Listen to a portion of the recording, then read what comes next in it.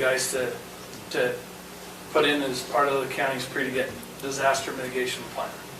So, and in the future for the next 5 years, that's what hinges on if FEMA comes in to reimburse us for any disasters, this plan has to be in effect. So hugely beneficial to the county. It can bring us in a lot of money. Do you guys have any questions for Austin? As I recall, we approved this some time ago when you first brought it, and I think we approved the full $30,000 amount. Correct. We had paid 10, now we have another 20. Correct. So, but I think we can still make a motion, I guess, to reapprove. So I'll make a motion that we approve or reapprove the payment, remaining balance of $20,000 towards the disaster mitigation plan that was put together by Bragg. Second. We have a motion by Commissioner Newton, seconded by Commissioner Anderson to approve the final payment for the pre-disaster mitigation plan to Bragg in the amount of $20,000. Any questions on the motion? All in favor? Aye. Thank you. Thank you. Brett Heiner, Fairgrounds Water and Power Utilities Project Contract between Morgan County and J. Wilkinson and Sons.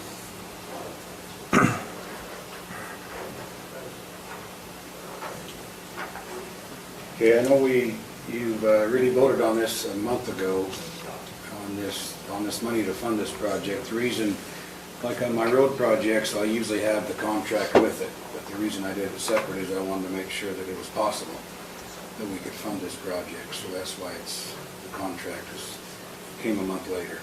So that's what I'm here for today, is to have you vote on signing the contract and have that project go forward. I have the contractor in place. We have a bid process that we went through to get to this point. So I think if you read the packet, then it's pretty straightforward. Garrett, any questions or concerns on the contract? Just a couple. So on section 4.02, it talks about the date of completion. It's on, if you're digital, it's page 32 of the packet. It says the work will be completed within 30 calendar days from the date specified by the notice to proceed. Is the notice to proceed the notice of award? Is that what it's referencing? In the change order, it indicates, and this is on page 38 of the packet, it says completion date May 1st, 2022. So the notice of award, that just may need to be updated to make sure that it's not 30 days from today, for example, and then they're thinking it's done by May 1st, and so we might just want to update that to reflect the date there. When we sign that, can we just cross that out and change that on this contract? So can I make a quick comment, Garrett, on that? Yeah. What I'm used to seeing is notice of award is actually when you do award it. So that's not tied to the notice to proceed.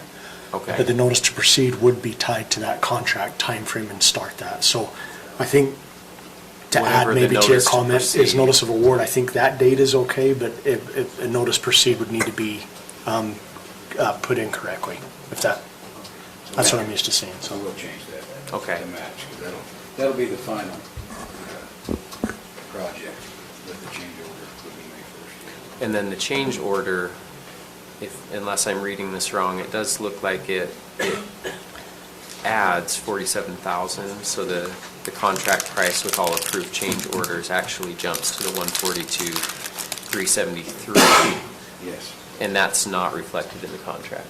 The contract is still at the $95,246. Okay. Well, I guess we added this after the contract, that's the reason. So we need to change the contract to that amount. If that's what was approved, I don't remember if that's what the commission approved when you came before the $142,373. What we had doesn't approved match. was up to $150,000 to come from Arpa funding. Okay. And I don't think you had the exact amounts. We didn't, Contract. yeah. We just brought it first to see if it was possible to use the money for this purpose. So I think if the contract's updated to reflect the accurate price, and then But just- wouldn't the change order be the updated reflected price? The original contract was 95, and with the change order, I mean, I Since just the didn't... contract hasn't been signed, I think we just update the Update that. contract to include the change order, to consolidate it, so there's no ambiguity, because I was confused, and We can do that easy enough, and Commissioner McConnell will sign it anyways. So then there just wouldn't be a change order. yeah, we just incorporated the Just get change rid of order it, right change, into the... so the Or dollar just amount. when you put in the total amount in the contract, just inclusive of change order number one or whatever it is. Yeah, and then if you make those changes, then submit it for signature, assuming that it's approved. Okay? So, as a reminder, on November 9th, our November 9th meeting, as part of a discussion on ARPA funding, we allocated funding for sheriff's deputies, additional assistance for the attorney's office, and this water infrastructure project. The dollar amount we had allocated was $150,000, but the bid's slightly less than that, it's $142,000. So this funding is coming from federal funding, it's not coming out of local taxpayer funding. So with that, I'll make a motion, Mr. Chair, that we approve the contract with the change order for water infrastructure at the fairgrounds to be completed by J. Wilkinson and Sons. The total dollar amount to be $142,373, and that funding will come from ARPA federal funding, American Recovery Act funding.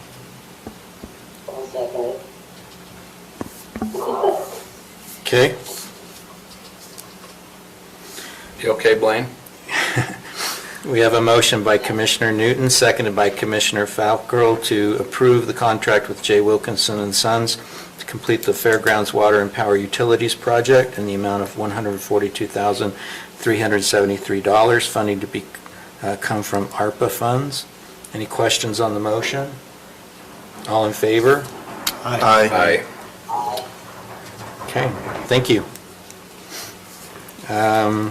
Commissioner Newton and Commissioner Wilson, approval of expenditure for fair budget for ticket booths and computer tablets, possible funding for computers to come from CARES Act funding.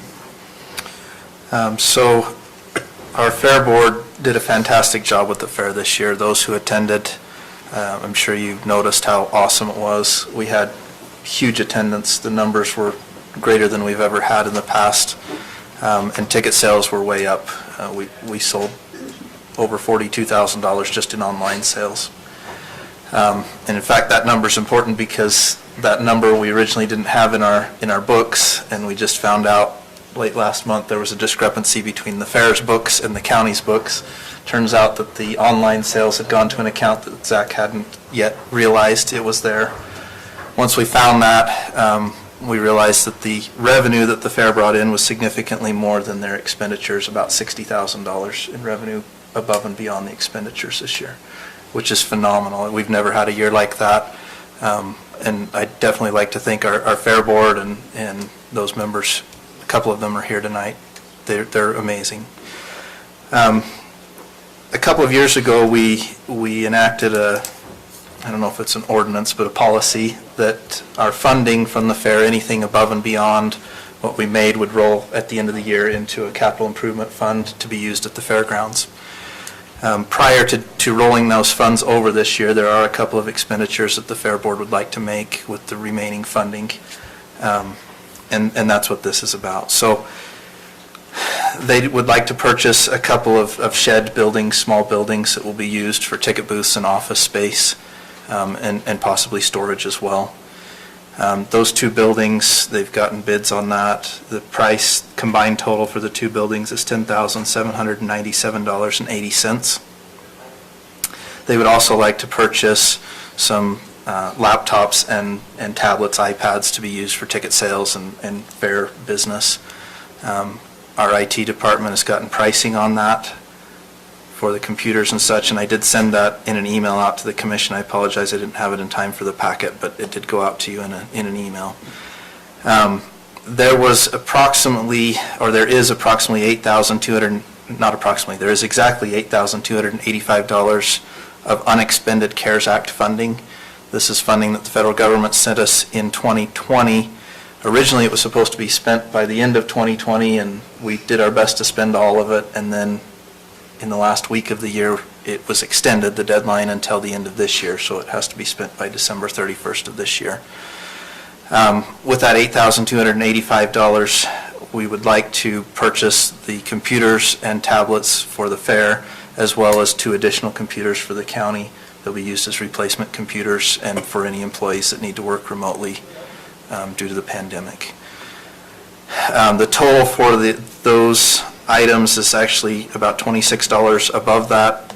Jeremy has agreed that that additional $26 will come out of his $26.20 out of the IT budget.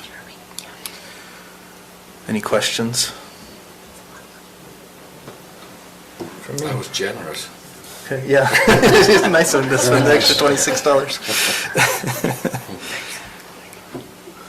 So Mike, Yes. I was trying to find the email where you sent it. I may have missed it, but were there other bids and, or did nothing go over that $5,000? So actually, one of the structures is $57.97, and the other is 10 cents under the $5,000. It's $49.99.90. And I actually don't know, Megan, were there other bids that we got on these structures? No, because originally I was just gonna get the one ticket booth that was gonna be less, and then when we found that additional money, we wanted the extra stuff, so I didn't do that. Okay. So my only concern is it may not fall under the county code 1-88-3, purchase orders and contracts not requiring bids. Okay. So my suggestion is perhaps we approve this as is with the acknowledgement that we need to get a couple more bids, and if we get 2 more bids and the low bid is lower than this, we can go with that. Does that sound okay? I think it sounds okay. I just want to make sure we get it done before the 31st. I don't want to put bids out and have to wait 2 weeks and miss our window. Well, the CARES Act funding would go to the computer, so we would Yeah. spend that Oh, okay. separate. It's the other This is funding the that we're 2. concerned about, Got but it. I think we could still probably get bids fairly quickly on these structures. And, we would know that our worst-case scenario is this dollar amount. Best-case scenario, we get a little lower Go bid. with the lowest bid. I agree, we need to stay within that. So, yeah, that's a good point. Okay. You want to make that as a motion? Yeah, I'll make a motion. So I'm actually going to break this into 2 parts then, because one is the CARES Act funding. So I'd like to move that we approve the expenditure of CARES Act funding to purchase laptops and iPads, both for the fair and for county departments, for a total of $8,311.20. $8,285 of that will come from CARES Act funding. The other $26.20 will come from our IT department's regular equipment fund. Second. We have a motion by Commissioner Newton, seconded by Commissioner Anderson, to authorize the purchase of computers and tablets for the county and the fair board in the amount of $83,1120, with $82,85 of that coming from Correct. CARES Act funding. Any questions on the motion? All in favor? Aye. And then I'd like to make a motion that we approve the expenditure purchases for 2 sheds to be used as ticket booths / office and storage space for the fairgrounds. Total not to exceed $10,797.80, with the addition that we will obtain at least 2 additional quotes and go with the low bid on that. Second. Okay, we have a motion by Commissioner Newton, seconded by Commissioner Anderson, to authorize the expenditure of fair revenues for the purchase of 2 ticket booths in the amount of just shy of $10,798. Sorry, I didn't get the cents. Subject to securing 2 additional quotes for those buildings. Any questions on that motion? All in favor? Aye. Okay, Commissioner Fackrell, pay for the American Land subscription. Okay, and these ones have information in the packet. Sorry, I'm getting feedback, so.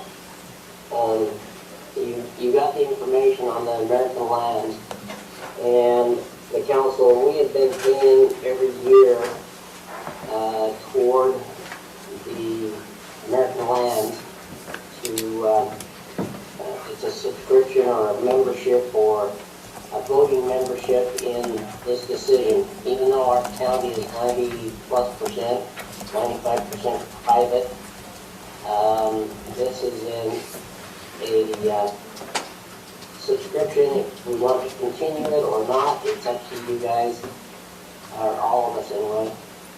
The funds, wherever they've been taken from the past, non-departmental probably, but you read the information, and it's basically to support the state, basically the state to take over, for the federal government to give the state the lands that they've taken from us so that we can better manage it. That's what it's for. So in August of 2019, you paid $5,000. In January of this year, you paid $5,000. It's been paid out of the non-departmental membership account. If you do decide to participate, my suggestion is you wait to pay that membership out of the 2022 budget because you've already expended your 2021 funds. I thought that was approved back in November by the council, because we didn't do it this year. It was paid, it was approved in the commission, or the council last year. Correct. All she's saying is that if we approve it for this year, that it would come out of our 2022 budget. It's a suggestion, yeah. Yeah. And it, I don't remember, is it 10,000? It's 5,000. 5,000. Okay. Any questions for Commissioner Fackrell? Have you attended any of their meetings or anything, Blaine? No, I have not. I've just been in contact with them, and that's about it. And the reason I haven't been to any of their meetings is they haven't invited me. So I'll just make a comment. In the past, Morgan County has very little public land and very little federal land, if any. In the past, we've supported this mostly as a support to those counties in Utah that do have a significant amount of federal land. But I don't know that we reap a direct benefit from it. I know a lot of us like to go places other than in Morgan County. We like to recreate in some of those other areas like the national, like the Uintas or down south. BLM lands, they're all included in this, and it's just, in my opinion, it's something we probably have to support, but it's up to you guys. That's correct. I do like to recreate on federal lands throughout the state. And I know that in terms of some of the UAC committees that I'm on, the public lands discussions and debates are incredibly important to those counties, and we're kind of a me too because of our particular situation, but I think it's a good thing to support overall for the benefit of the state.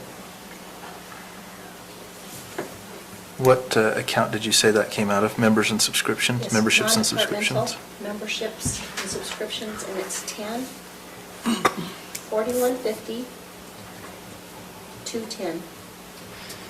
Okay, Mr. Chair, I move that we approve the funding to the American Lands Council in the amount of $5,000 to be paid from account 10-4150-210. And that expenditure be paid in January from the 2022 budget. I'll second it. I think Commissioner Fackrell already did. Oh, he did? He did, yeah. Okay, we have a motion by Commissioner Thought he coughed. Newton, seconded by Commissioner Fackrell, to pay the American Land subscription in the amount of $5,000 from account 10-4150-210, the payment to be made in January of 2022. Any questions on the motion? All in favor? Aye. Okay, Commissioner Fackrell, approval of the bylaws for the Active Transportation Committee. Okay, each one of you can receive that in the packet also. We've made some changes, and Derek's got those changes.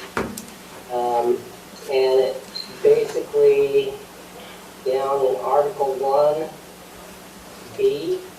It says the terms of members shall be staggered so that approximately 1/4. We changed that to 1/2. Because the terms are not 4-year terms, they're 2-year terms. And the other place that we changed was on section,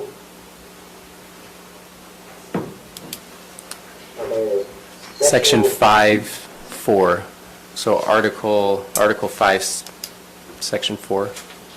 Section 4, and that's basically stating parliamentary, where was it? So we just removed the provision that says that the chair can decide a tie vote and just leave it up to a majority of a quorum Yeah. present, and just remove that so it doesn't become an issue. Okay. And here's an updated copy if you want to pass that to the chair. The one that I realize this isn't updated, but the one that I had just ends. Does it have an ending clause or a signature page or anything? It just ends at G. No, what was that? I didn't, it was muffled, I didn't know that. I think you're asking about whether there should be a signature block on the Or bylaws? do the bylaws end by hereby be it resolved, we declare these to be our bylaws? I didn't know if I was missing a page, it just kind of seems to end. So I think I have the bylaws typically, if there's an amendment or, when they're approved, it can have an approval, but some bylaws, they just have, They just end. they just end unless you want to include everyone who's approving that, which in some cases, it goes to the A tab first and then comes to the commission because they're the advisory board. So we could add that if needed, but I don't know that it's necessary. Why don't, I think it would be good to just add it indicating that they were approved by the commission on such and such a date. And Okay. We'll just add that.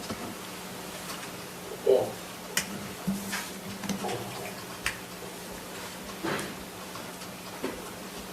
Okay, any questions for Commissioner Fackrell? Is there a motion? Yeah, I'll do it if nobody else will. Okay, I move that we approve the Morgan County Trails Advisory Committee bylaws according to the resolution allowing them at CR-21-11. I'll second the motion.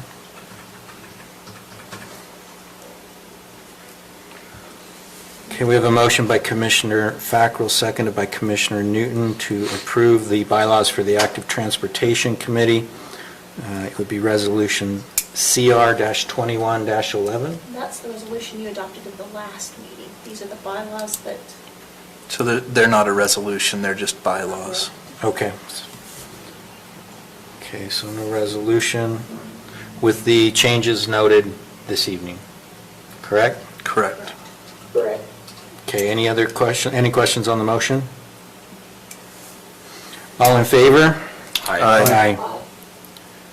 Okay, Commissioner Fackrell, we'll continue with you, appointment of members of the Active Transportation Committee. I will tell you that I got an inquiry during the week as to whether or not these positions were posted. I think many of these people are on the Trails Committee, and so I don't know if that's a requirement to repost for active transportation, or perhaps you did it, I don't know. I just put the ones that were on the Trails Committee because we never did approve the Trails Committee, so we included that within this. I did not ask for others. I did ask for some others, and those are some of the ones. We got David Ratchford that we added. We've got Justin Niederhauser, Scott McMillan from the school board, and then a member of the TCAP board, and that makes up the 9 members. Now, as far as the rest of them, we can, it's up to us, however you want to do that, or we as a group would like to do that. I'm in favor of whatever is decided here tonight. The group that came and reported on the Trails Committee, I think they did a good job. They've looked into a lot of these various things, and so I have no issues with any of the people on the committee. My only question is, do we need to notice it and see if there's others who would want to serve? But I think that would be a good idea, actually. Yeah, I mean, we typically do a notice for our other boards and organizations, Okay. so it's probably a good idea to do that. okay. I think anybody, Blaine, that wants to be involved and help and donate their time and talents is worthwhile. And there's no reason, even if we only have 9 board members, there's no reason somebody couldn't participate as a non-voting member. Yeah. That's correct. Well, let's go ahead and advertise for board positions and see who puts in for that application. Okay. Agreed. So I think what we'll do is postpone that. Can we get the advertisement done and back for our next meeting? Is there a time period we have to wait that you're aware of? I was just trying to look up the code. I'm not familiar with it off the top of my head, but Well, I can look into that, and if we need to push it back again, we can. Yeah, we can do it at first meeting in January if we need to. Okay, thank you, Commissioner Fackrell. Commissioner Wilson, approval of contract with Enterprise Fleet Services. Okay. Chase Lewis couldn't be here tonight, but I think Matt Berblinger is here. Do you want to come up? Absolutely. In case they have any questions for you. We've met with Chase several times and talked to him many times on the phone, but as we looked at our fleet, our sheriff's department has done a great job of rotating their cars out, and so has done a fantastic job of keeping those current, which is most important. But we've got some cars that are way old and are costing us a lot of money in repairs. So the proposal at this point, as we work into this, and they've given us a 10-year plan, as I shared with you, and we shared in the presentation previously, over the 10 years, based on the numbers that they've done for other counties and based on the vehicles with our VIN numbers, it has the potential of saving us almost $1 million over those 10 years. So pretty substantial savings that way. This year, they proposed that we trade our 4 oldest vehicles, which are, let me just click out of this and I'll tell you.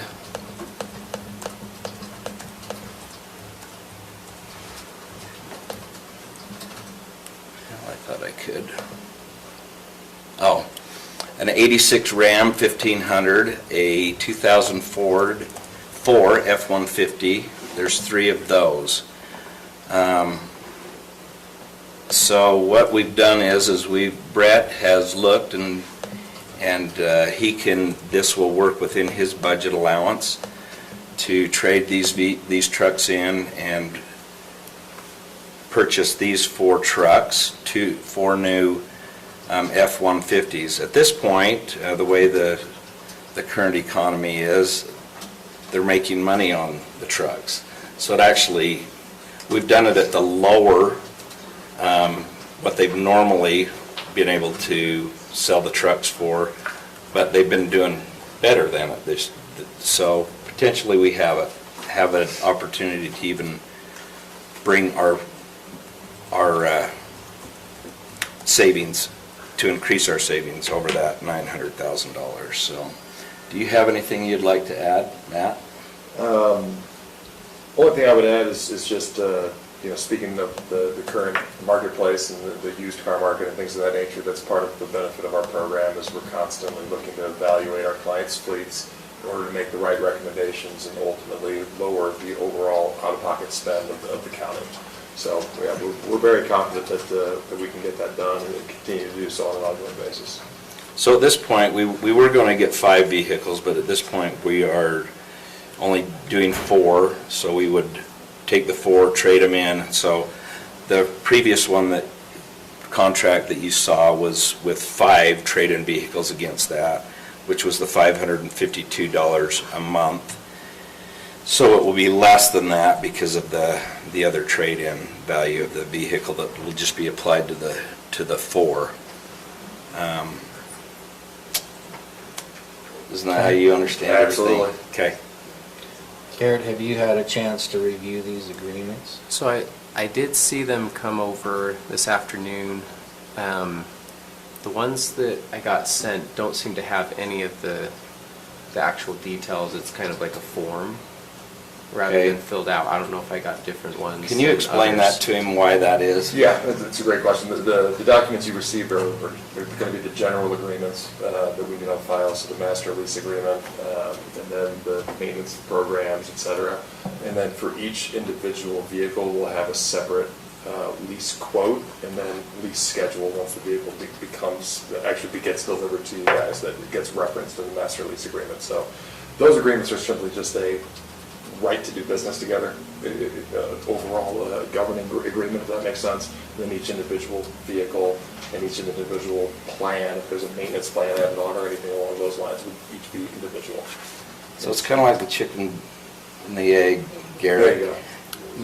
So you're going to do all this for free for us then? There you go. It's They- blank. So.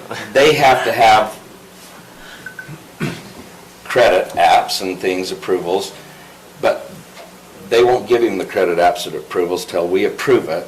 Right. And so we're kind of in a stuck situation until we have an approval that we can work with Enterprise, and then they can give us this is your vehicle, this is how much it will be, and then we can sign those contracts.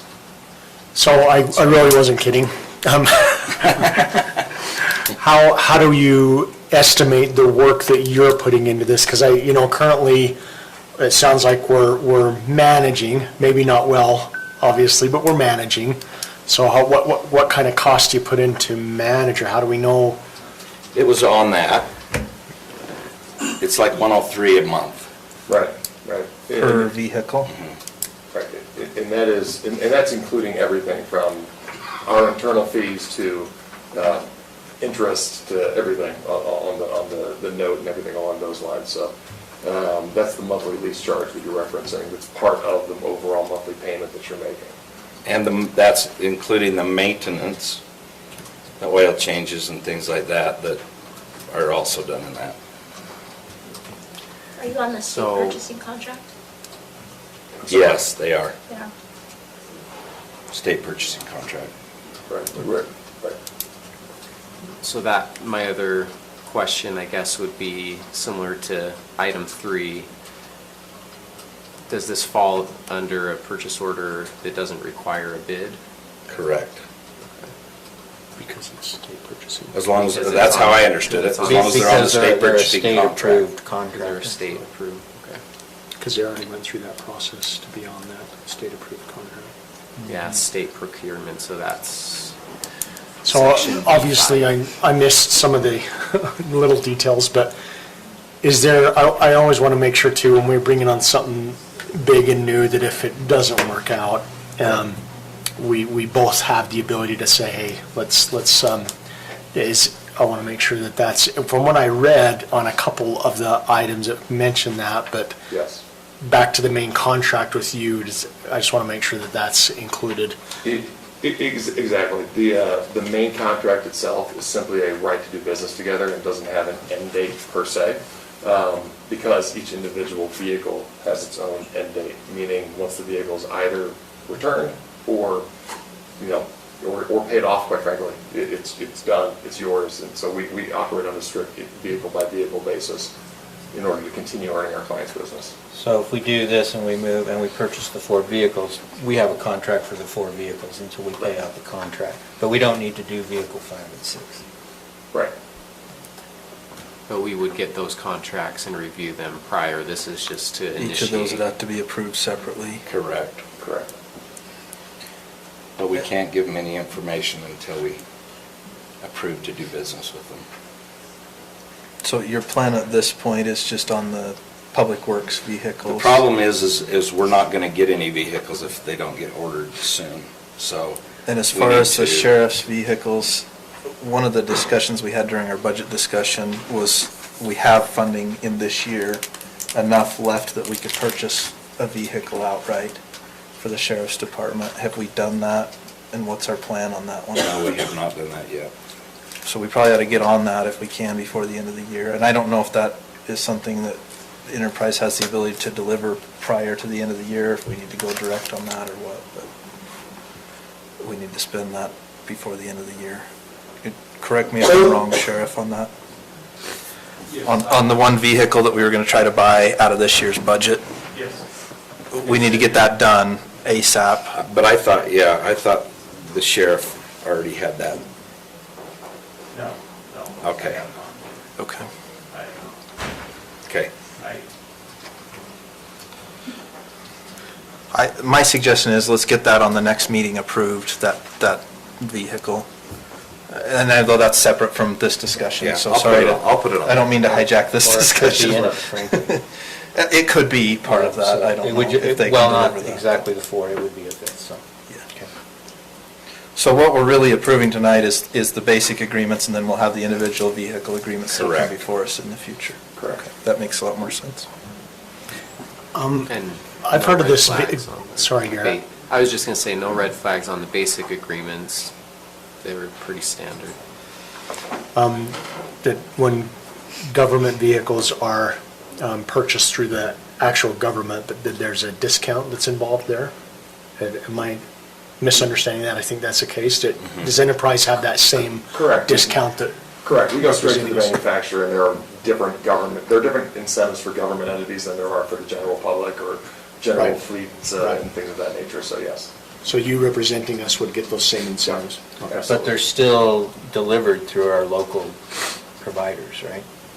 It oftentimes, yes. We It choose typically that. would be, Right. From what I understand from Right. Chief, we choose who we want. Right. Okay, I think the sheriff has a comment, he's waving his hand. I don't understand if the 4 vehicles that he's talking about, does that have to do with us? No, So what was the sheriff's office, what are we going to do as far as? it had nothing to do with that. That's totally separate. The will. Because if we approve the budget, I need 2 vehicles, like immediately, and there's no way that they're going to be able to order and get them in. Right now, we checked, and right now, you're minimum 6 months out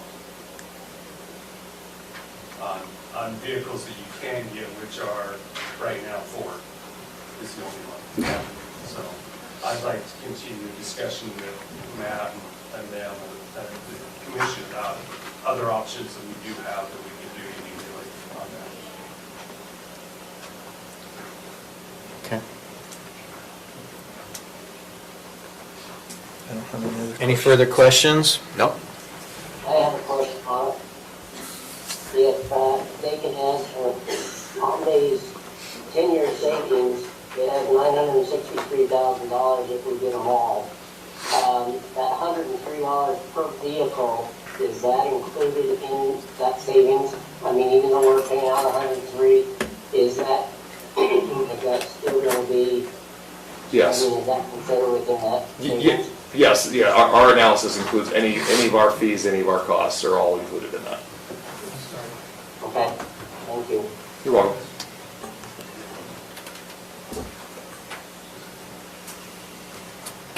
Is there a motion?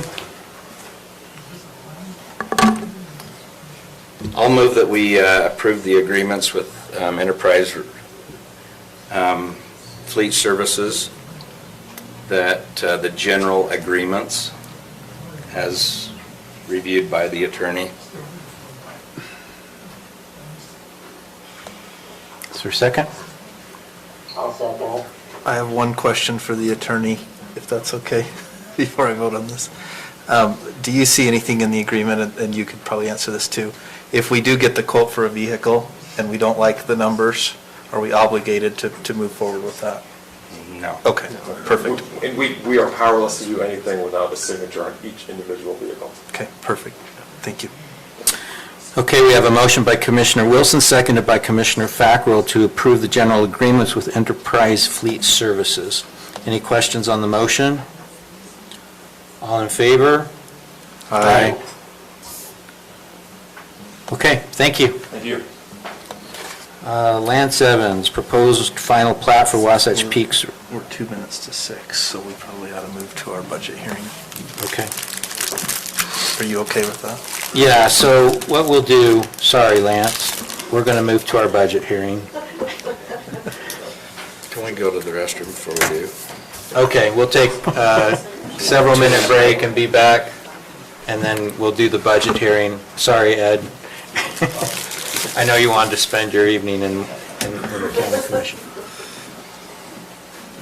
We good? Yeah, we'll break, we'll start at 6:05.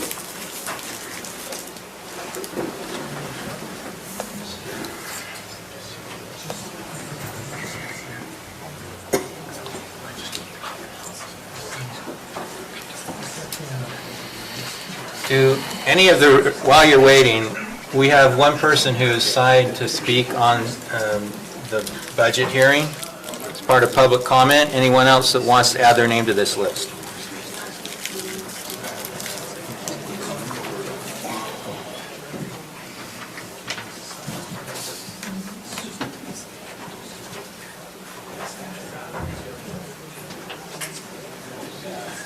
Thank you. Anyone else? I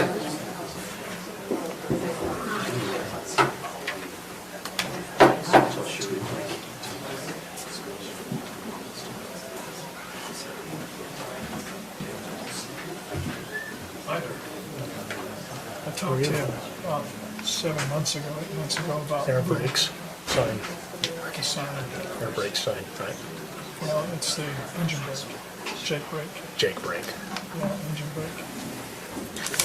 I mentioned that to our public works director, but I can mention it to I'm him again. I'm willing to move it. What's that? I said, I'm willing to move it. Okay. It just doesn't make sense to have two signs within 1,000 feet of each other. It protects two homes, let's protect the whole community. But if they need help, to shorthand or whatever, I'm more than happy to volunteer to dig the hole and set the post and mount it. I'll mention that to him. I did mention it to him, and I called her. I'm going to send an email right now to him. Okay, thanks.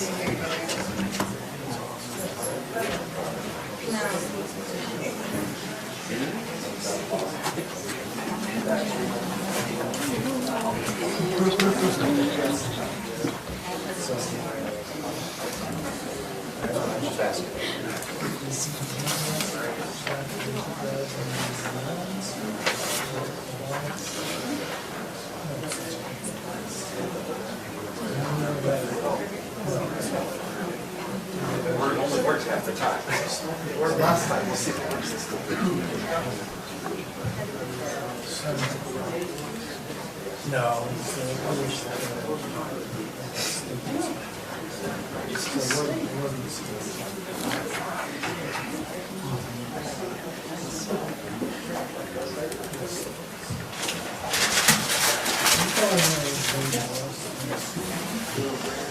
If you're still here, this is the resolution to adopt, but Garrett pointed out I need to make those corrections.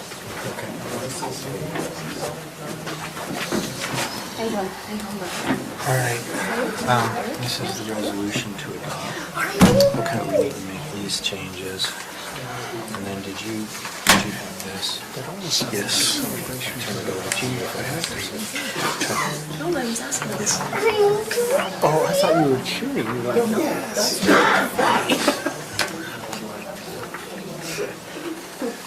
Should I probably put my microphone?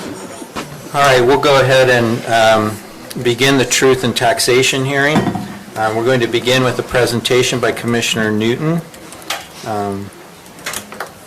So Commissioner Newton, and let me just say, I've got another hearing that I need to attend in Heber City tonight, so if I stand up and walk out and turn it over to Commissioner Newton, it's not because I've been offended by anything said or that I'm not in support of the proposals tonight. Okay. I'll go ahead and get started and try to run through this fairly quickly. Some of you may have seen this same presentation if you attended or watched the county commission meeting in, I guess it was late October or early November that we did this. I wanted to give a little education on property taxes and how property taxes work as part of our budget hearing. If you're like me, you probably have a vague understanding of property taxes. I had my eyes opened when I was elected to the county council at the time, now commission. And I wanted to share a little bit of that information with you so that you can understand what we're actually talking about tonight. So many of you here maybe have your property tax notice from the county in your hand, and if you do, I hope so, and you can take it out and refer to it because we're going to talk a little bit about that. You'll notice that your property tax notice says Morgan County right on the top, okay? And so most people think because it says Morgan County, I make my check out to Morgan County, all of this money goes to Morgan County. Well, that's actually not true. So we're going to talk a little bit about that. The Morgan County property tax bill includes line items from multiple entities, taxing entities. Those listed in red at the top are the taxing entities that Morgan County, this group, the county commission, actually controls. All of those listed in blue are not controlled by Morgan County and are actually not Morgan County at all. You can see Morgan City, Mountain Green Sewer, if you live in Mountain Green Fire, if you live in that part of the county. County assessing and collecting, multi-county assessing and collecting, those are state levied taxes. Weber Basin Water is a separate taxing entity. The school basic state levy is also from the state, charter school as well, and then Morgan School District. If you look at your Morgan County tax statement, you'll see all of those line items listed out, and the tax amount for each and the dollar amount for each. So we're going to talk a little bit about what those are and how they're calculated, if this will move forward. You want to hit forward for me? Thank you. Okay, so tonight what we're actually talking about tonight is that very top line item that says County General Fund on your property tax statement. We're not talking about any other line item, only that tax statement. And the notice you got in the mail that said there's an approximate 9% increase on your property taxes, that refers to that line item only. So if your tax bill was $3,500 for the year, we're not talking about 9% on $3,500, we're talking about 9% on that one line item, which is significantly less. So if your home was worth approximately $500,000 in 2021, about 16% of your total tax bill went to Morgan County as part of our general fund property taxes, okay? So when we're talking about a 9% increase, what we're talking about is 9% on that 16% of your property tax bill, not 9% on your total property tax bill. The last time Morgan County increased property taxes was in 2017 for taxes due November of 2018. So many of you probably received your notice and said, wait a minute, my taxes go up every year. Yeah, that's probably true, but Morgan County has not increased our taxes every year. The other taxing entities have. Perhaps the value of your home has also increased during that time period. According to the Consumer Price Index, the cost of living during that time period has gone up 12.9%.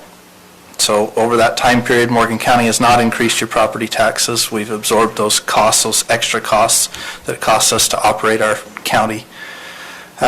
Our total budget is about $8.1 million. And of that 8.1 million, 3.4 million comes from property taxes.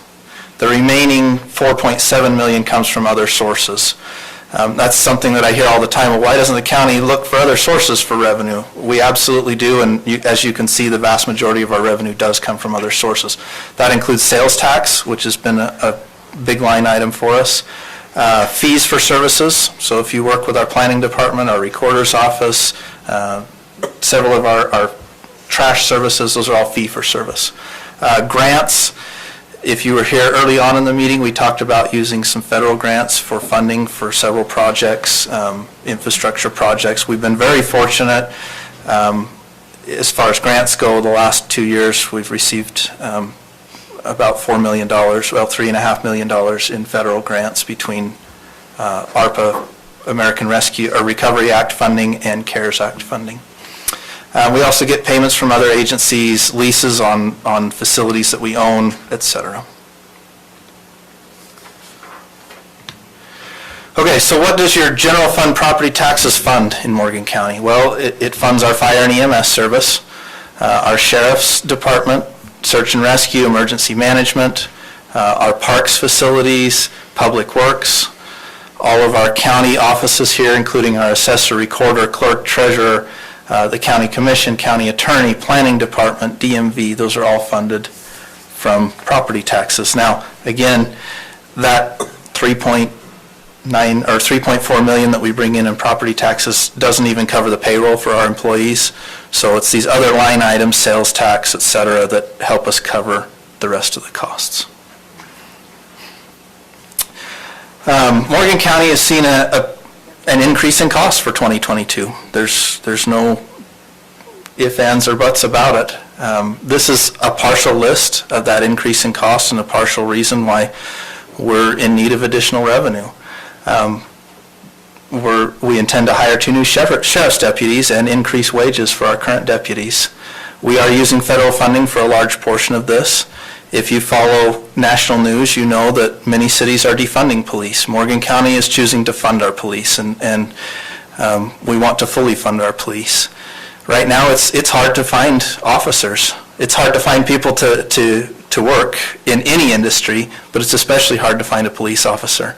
And the type of work they do is difficult. I admire them greatly and appreciate what they do. But we have to increase wages to stay competitive if we want to hire good police officers to work in Morgan County. Our sheriff shared some information with us. In 1997, we had 1 less police officer than we do today. That was 20 years ago, 25 years ago. Our population has doubled in that amount of time from 6,000 to 12,000, and we have 1 more police officer. That's concerning to me. I think we need to have adequate police officers and certainly encourage funding the police. Our fire and EMS department is volunteer. We have 1 full-time employee, that's our fire chief. Everybody else is volunteer. It's becoming increasingly difficult to find volunteers. They've done a fantastic job in keeping that department staffed, but eventually we will need to move to a full-time department, and the first step in that is having full-time, part-time, daytime shifts covered. Our planning and development office and our recorder's office have requested new employees. We've had no cost of living increases were given to our employees last year, and we intend to give a cost of living increase this year to our employees. Our health insurance has actually gone up every year. This year it went up 5.9%. So we took a little different approach to our budget this year. Every year the county commission spends countless hours going through the budget. We pour through every single line item. We meet with every department head within the county. We talk about the budget. We talk about what's needed. Sometimes we argue over a few $100s in the budget. And at the end of that, we determine what we have available and what we can spend to balance that budget. When we got through with our budget discussion this year in early October, we were about $1.2 million over. our projected revenues. And we said, okay, how do we deal with this? Well, we took a three-pronged approach. We divided that 1.2 million in thirds, and we said, we're going to cut a third of that out of this. So we went back through the budget again, and we cut a third. Okay, we cut about $400,000 in spending. We then said, we're going to take a third of that from our fund balance. That's another fancy word for our savings account, so to speak. So the county has been able to put away a little extra money over the years. It's not a lot, but it's enough to keep us afloat when we do have situations. Last December, our Public Works building burned down, and we had to come up with funding to recover from that. We have other situations where we have to come up with emergency funding, so that's our rainy day fund. So we will be taking some funding out of that, about $375,000 to help balance the budget. And then the third prong is what we're talking about tonight, which is an increase in property taxes of $300,000. So how are property taxes calculated? I've followed a lot of comments and questions online about this, and it's come to my attention that most folks don't understand how property taxes are calculated. A lot of people think, well, we see new houses being built around us, surely they're paying property taxes, so why do we need an increase, right? Aren't they paying their share? Well, this is the answer, okay? Property taxes in Utah are budget-based. This has been this way since 1985, I believe, or 87, when they changed to this format. And Utah is one of just a handful of states that does this. There are other states that are moving to our method because they like it. Prior to that time, a government would set a rate, and if values were good and values went up, they may have had a budget surplus. When values went down, they had a deficit. And that caused problems for local governments, because one year it was feast and one year it was famine. And so in an effort to correct that, they came up with this plan they call Truth in Taxation. And the way it's calculated is based on the budget. So we set a budget and we tell the State Tax Commission, Morgan County needs X amount for our budget for this year. Okay, and we'll tell them that number this month. Following this meeting, they will then take our valuations that our assessor will provide them in January, and in June, they will determine our actual tax rate based on the total valuations of our property. So this is kind of a basic of how it's calculated, and this is very simplified math, but I'll run through it so that hopefully you can understand it. In this case, the government is saying we need $1,000. That's our budget that we need to set. And if there were 4 structures in the county and they were all worth $100,000, everybody would pay $250 to get to that $1,000, right?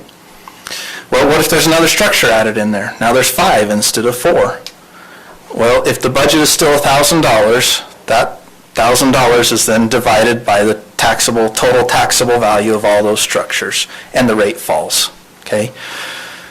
This is important, and the reason is if you go look at your property tax statement from 2021 and then pull out your 2020 and your 2019, what you'll notice is the tax rate itself actually fell year over year. Why? Because our budget remained the same, but the total taxable value of the county increased, okay? Because there was new structures built in the county, there was new businesses, there was new homes. When the overall taxable value of the county increases, the rate falls if the county budget remains the same. So this is kind of the basics of it. Let's go on to the next tab and all. This is what our tax rate has done. Again, this is the county general fund tax rate since the last increase, which took place for taxes due in 2018. That proposed rate was 0.002212. By the time that rate was proposed in December. Right now, we don't know what the exact rate would be for 2022. We have a proposed rate based on 2021 values, but the valuations will change for 2022. That's why the actual rate was actually lower. But you can see there, the rate then decreased 2019, 2020, and 21. And 2022, the approximate proposed rate would be 0.002123. Gonna go on to the next one. Okay, so here's a calculation of how it works on a single-family home, all right?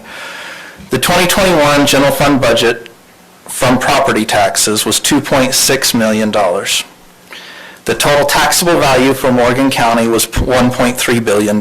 So that's the value of all property within Morgan County that's taxable.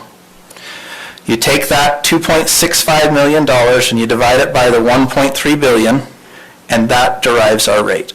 So that's how the rate was calculated for 2019. In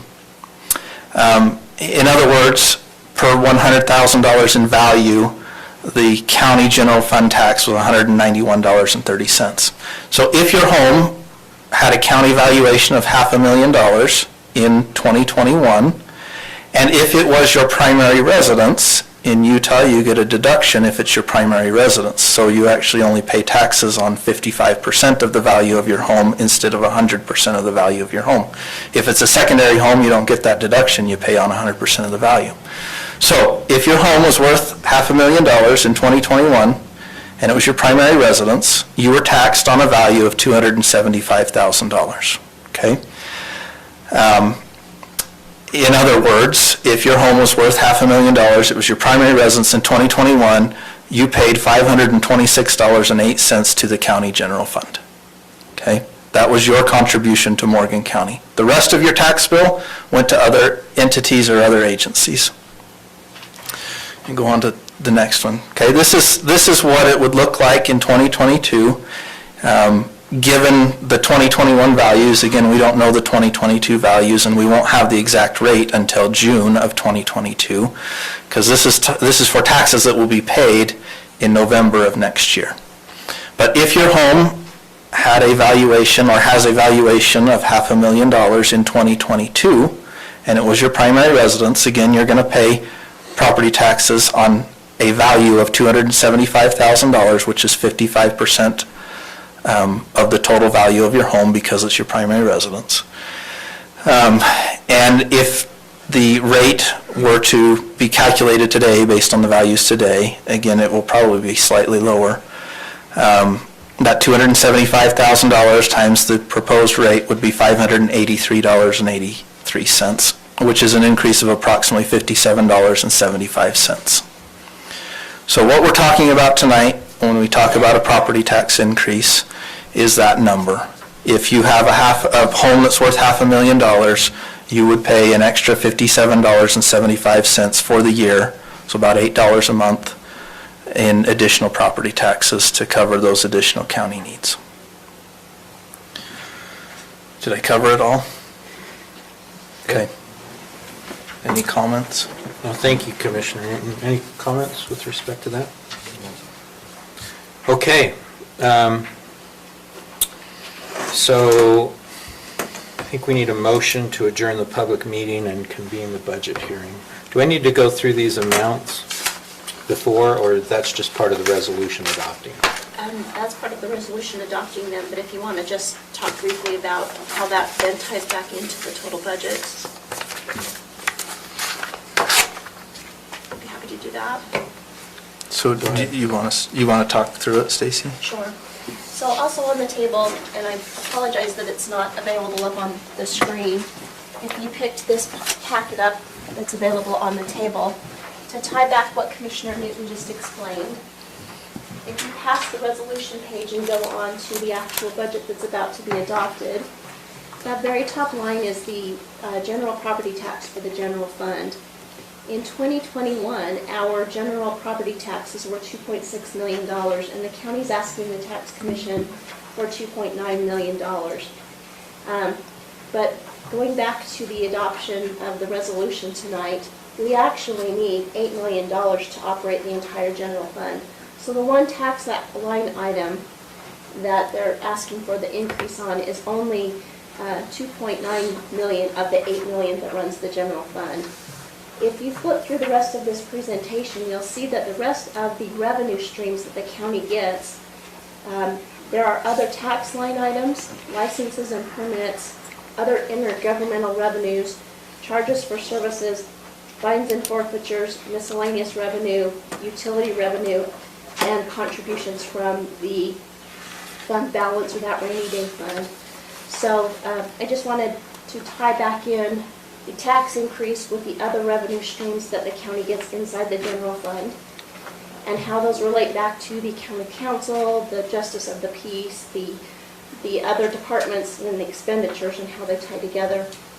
The other budgets that we have to adopt tonight are the Class B road fund, the flood fund, the health fund, mineral lease, library, impact fees, corridor preservation, the recreation fund, the capital improvement fund, the garbage fund, and the lease revenue bond. All of those total together are $10 million. They're all separate funds from the general fund. And that's the rest of the presentation of the budget. Thank you, Stacy. Is there a motion to adjourn the public meeting and convene a budget hearing? So moved. Second. Okay. So there's a motion by Commissioner Newton, seconded by Commissioner Wilson to adjourn the public meeting and convene the budget hearing. All in favor? Aye. Aye. Okay, I have two people who have signed up to speak to this issue. Judy Jocks is the first. Jody Jakes. What? Jody Jakes. Jody Jakes. Jody Jakes. Okay. Look, you got it. You did not complete your oath. Calling you Judy. Sorry, Jody. Go ahead. You should know my name by now. I feel like I've been up here enough. I just wanted to stand up here tonight and first thank the commission. I know they have a difficult job trying to determine how to fulfill the needs of our community. And second, to thank all of the deputies sitting in this room. One of them is my husband. And I know that raising our taxes is a difficult thing. And that we all live on fixed incomes, and that this world is difficult to live in these days. But just wanted to share that I can see the daily struggles of our sheriff's department, and for the need of more deputies, and to be able to raise our wages so that we can hire more.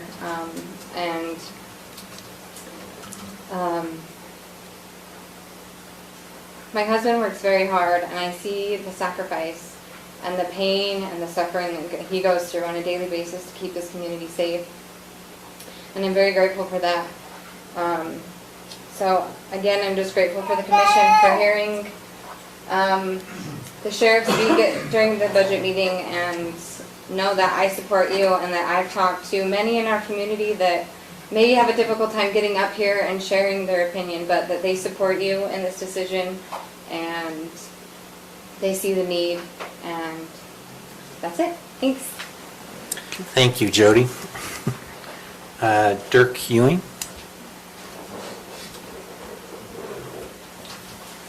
I came tonight because I deal with a lot of these people in this county in my profession.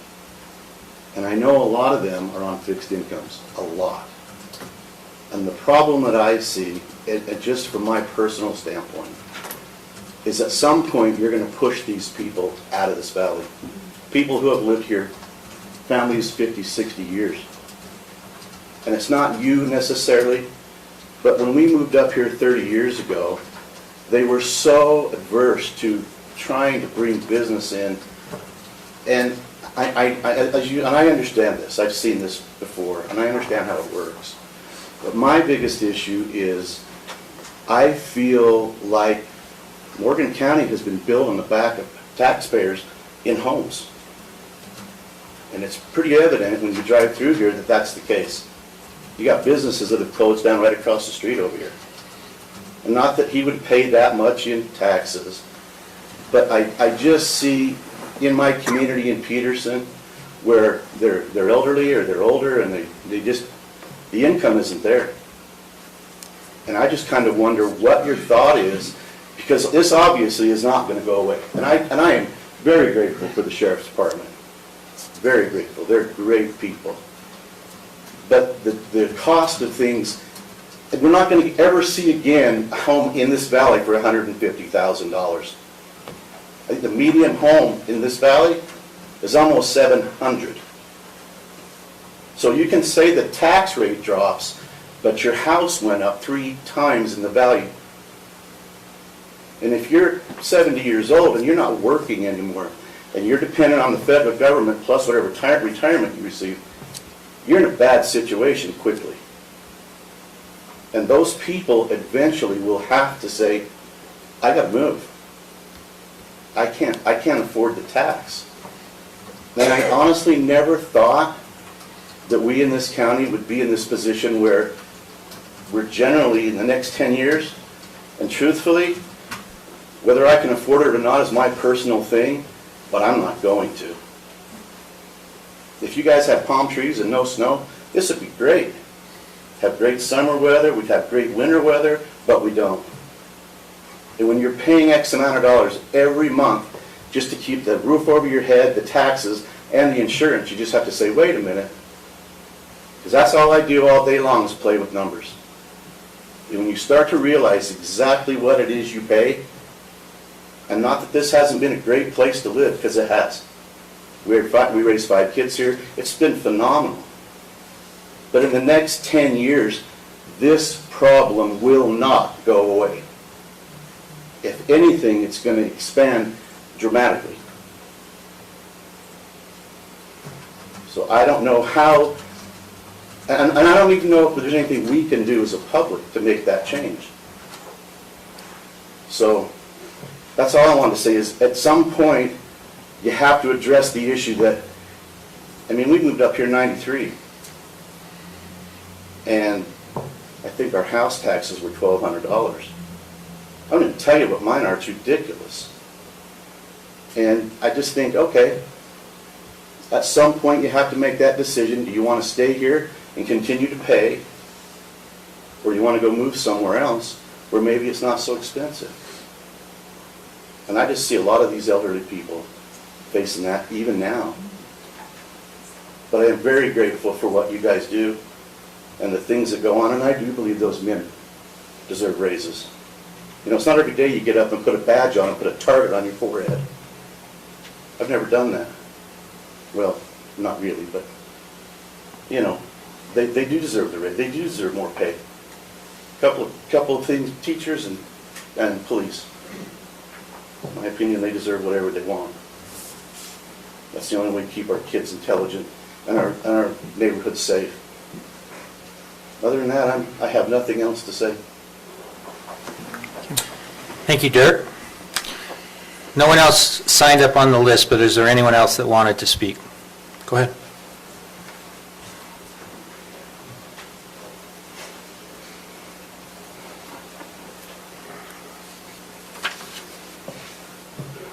Eight years ago, my family and I moved. Can you just state your name and for the record? Bruce Anderson. Thank you, Bruce. 8 years ago, my family and I moved into this wonderful community. We love it here. We have the best neighbors anywhere. I support the fire department and the police department. Their role is extremely important, and I have no doubt they're underpaid.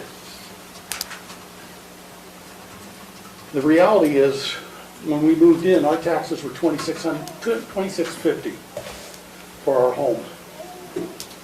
And I specifically asked, doing my due diligence to the county, you know, what kind of tax increases? Am I going to see, you know, tax increase much? And they said, oh, no. Whoever it was in the county they spoke to, it's only gone up a small percent every now and then. My tax bill this year, I'm about to pay, have to pay, is over $4,700. It's a $2,000 tax increase in the space of 8 years.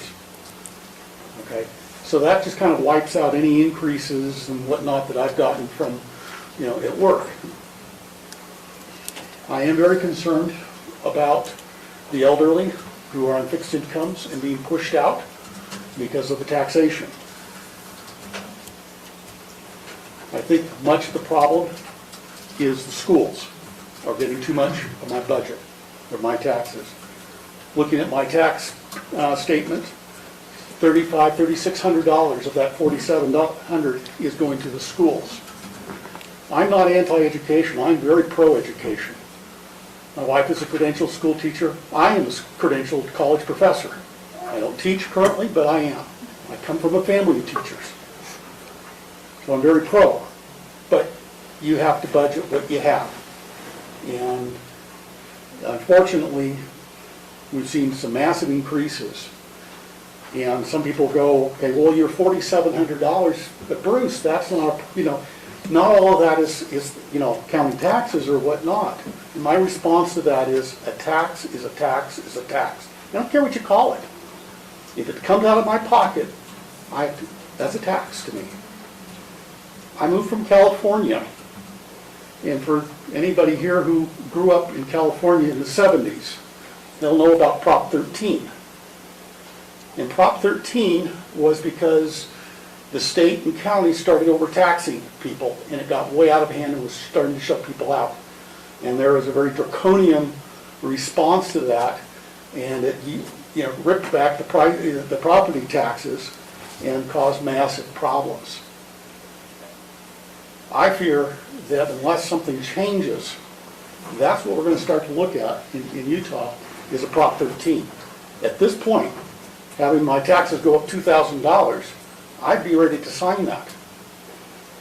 I will also tell you that when I moved from California, $4,700 a month, or a year, is what I was paying in California taxes. And that was not with the benefit of Prop 13. So, I believe, the more revenue is needed. The law enforcement here, my hat's off to them. I really appreciate them.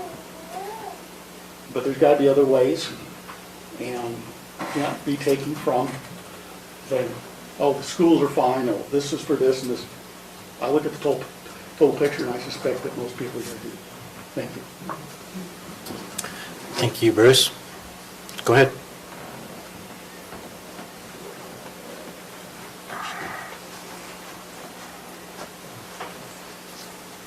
My name is Robert Workman, and I just from clarification from the presentation you gave, first of all, I thought it was really good. Thank you for that. That was very educational. I had no idea. So that was the main reason I came today. The two things I have clarification on: who sets the value each year of the property? So you used an example of $500,000. So it's possible, because of the cost of property values across the whole state, that next year it could be $600,000. That's possible. Second, who sets that value? Is that the state? Is that a statewide valuation, or is it? So I think we're trying to keep track of the questions, and after the public hearing, we'll try to answer those. So yeah, we'll try to answer that question. Second part of the question then, if we assume the property value goes up, and we're basing it upon the budget, I would guess that the calculator, I don't know what else to call it, will go down. The mill will go down. Okay, that's all I have. Thanks. Thank you. Anyone else?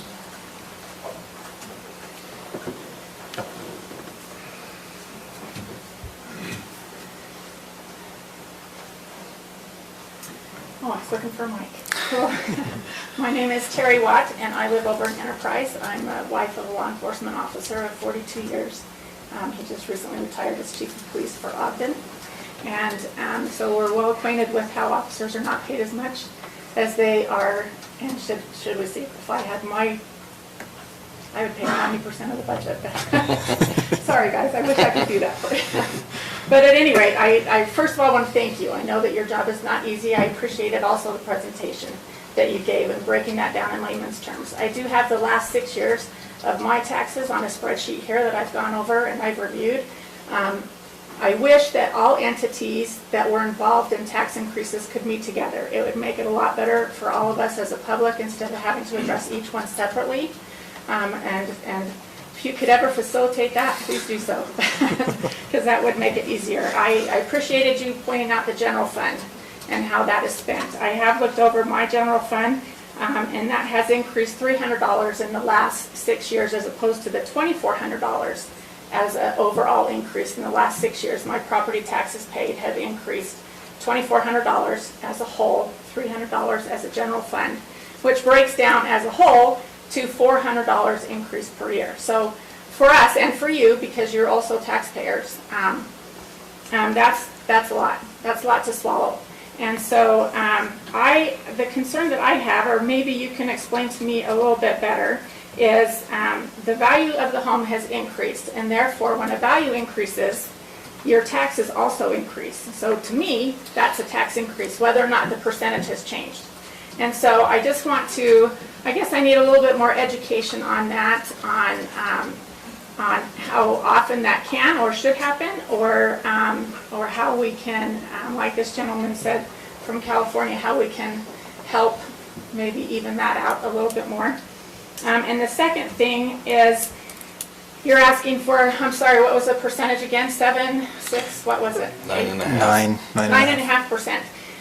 Me personally, because I am very OCD on my personal budget, is I can swallow a 1% or 2% per year, and in my budget I can work my figures to make my family needs met much more than I can a 9.7%. So in the future, while nobody likes to hear about taxes or tax increases, especially because the value of our homes are increasing so much, the schools we obviously have more kids here, we need more schools, and there's a lot to consider and a lot to, just to consider. And so in the future, you might consider that maybe doing a smaller percentage where we as families can work with those figures, rather than doing a big 9.7% ask.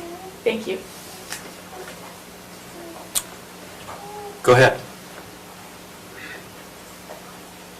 Can I do this anonymously? Yeah, except you have to state your name for the record. Zane Gray, Mountain Green. The thought came to my mind that 9.5% increase is huge. You talk about what annual increase a person might get from their job, probably doesn't come close. Thinking out loud, we have a library here that we put a lot of money into, and I would hope that it's used by a lot of people, probably mostly here in the Morgan City. But are we spending more money than it's worth to the community on the library? The other thought I had was, I would like to hear addressed where the turnaround is going to come, when the reversal is going to happen with commercial or businesses being allowed to come in to the county. There's like 16 commercial lots being developed. No, I take that back. There's more than that in Mountain Green. Not that they're occupied or chosen, not that someone has committed to moving in there and putting in a business. And we also have the Wasatch Peaks Resort, or maybe someday a portion of Snow Basin money exchange will happen in Morgan County. But what is the vision for a turnaround where the burden of taxation is not on the resident rooftop, but moves to a commercial rooftop? Thank you. Oh, and plus I want to say that I've been on some boards, I'm on a board, and I appreciate you coming here monthly, weekly, whatever it takes to hammer this stuff out and make it happen. It's a thankless job. You could never be paid enough, just like our servicemen, our firemen, our police officers, our teachers. Thanks, Sam. Thank you. Anyone else? Okay, come on up.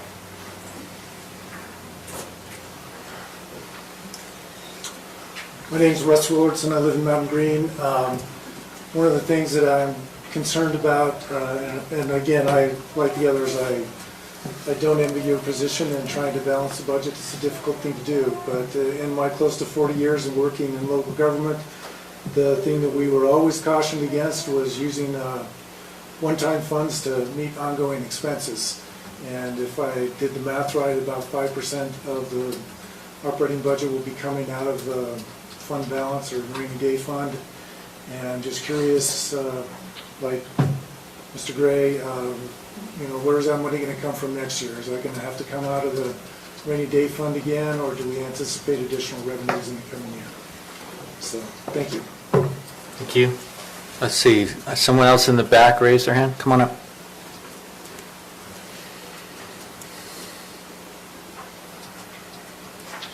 I'm Dale Winterton. I live in Mountain Green. Just in reference to what the guy said about taxing us out of the county, about 15 years ago they approved a project over the airport so we could build some hangars. It took about 3 years before they let us build hangars. Got the hangar built. My assessed value was $89,000 for many years. 3 years ago, it went from $89,000 to $163,000, and that was due to they went in and reevaluated everything. Okay, I had the same storage box with nothing in it other than a plane.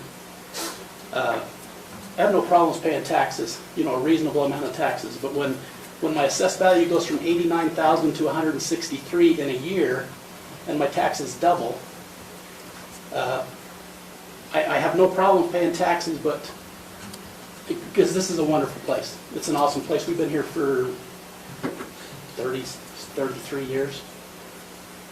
When I lease ground from the county to build a hangar that I pay for, and then I have no control over, I basically built the county a hangar because I have no control over what happens there. So I sold the hangar just because I could see the increase was just gonna keep going. So I essentially got kind of taxed out, just like what the other gentleman was talking about. So, the assessed values, I paid $105 for my house. It's probably worth, I don't know what it's worth. But if it keeps going up like that, and my income keeps going down, I'll be taxed out of my house also. So. Okay, thank you. Go ahead.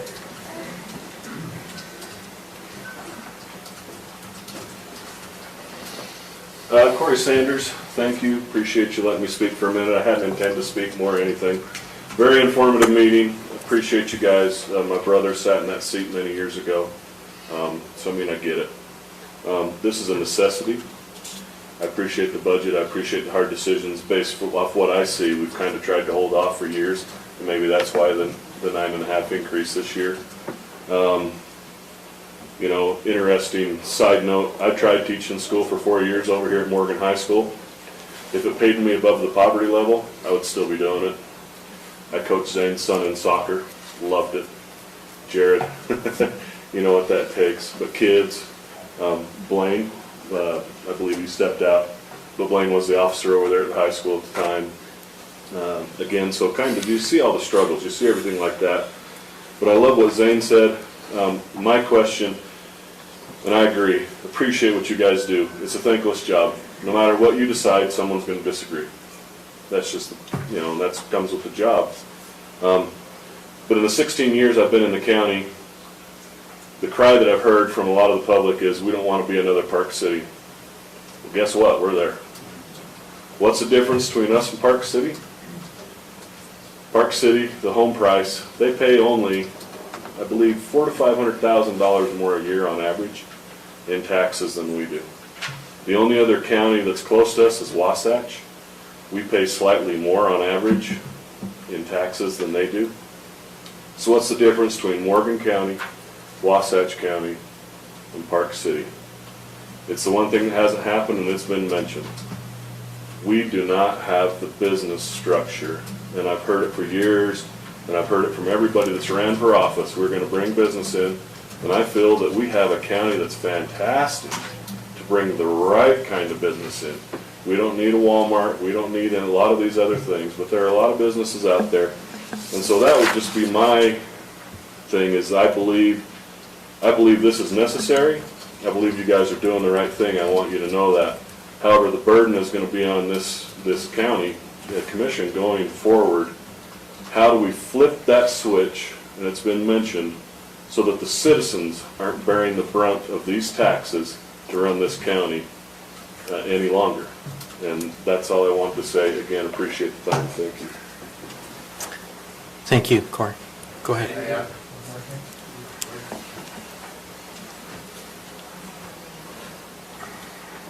I apologize for not bringing this up, but it just came to mind. From a historical standpoint in California, the thing that caused Prop 13, in my recollection, it's been many years, but what caused that proposition to pass was not the tax rates, but as was being talked about here, was the valuation of the property. They kept raising the property, the taxation. Oh, well, this house is worth this, and this next year is more and more and more. And that's what we're seeing, and that's what, triggered Prop 13. If we want to avoid that kind of thing, we need to do something quick. California, their Prop 13 means that the house sells, or the taxation is 1% of the sale price of the house, however many years ago it was. It's not a very equitable system, but I would hope that we would be trying to not go down that path. Go ahead. Scott Jones, Mountain Green, be very brief. I'd like to tag on to what Jones said about businesses not being in Morgan. Specifically, if you look at Snow Basin over the next couple of years, they have a massive expansion, hotels, restaurants, eateries, other things, all in Weber County with no plan for Morgan County. And I would just wonder, is that because Morgan is so difficult to get businesses to come into, or do they have another agenda? Thank you. Thank you. Okay, if there's no one else, is there a motion to close the public hearing? Oh, go ahead.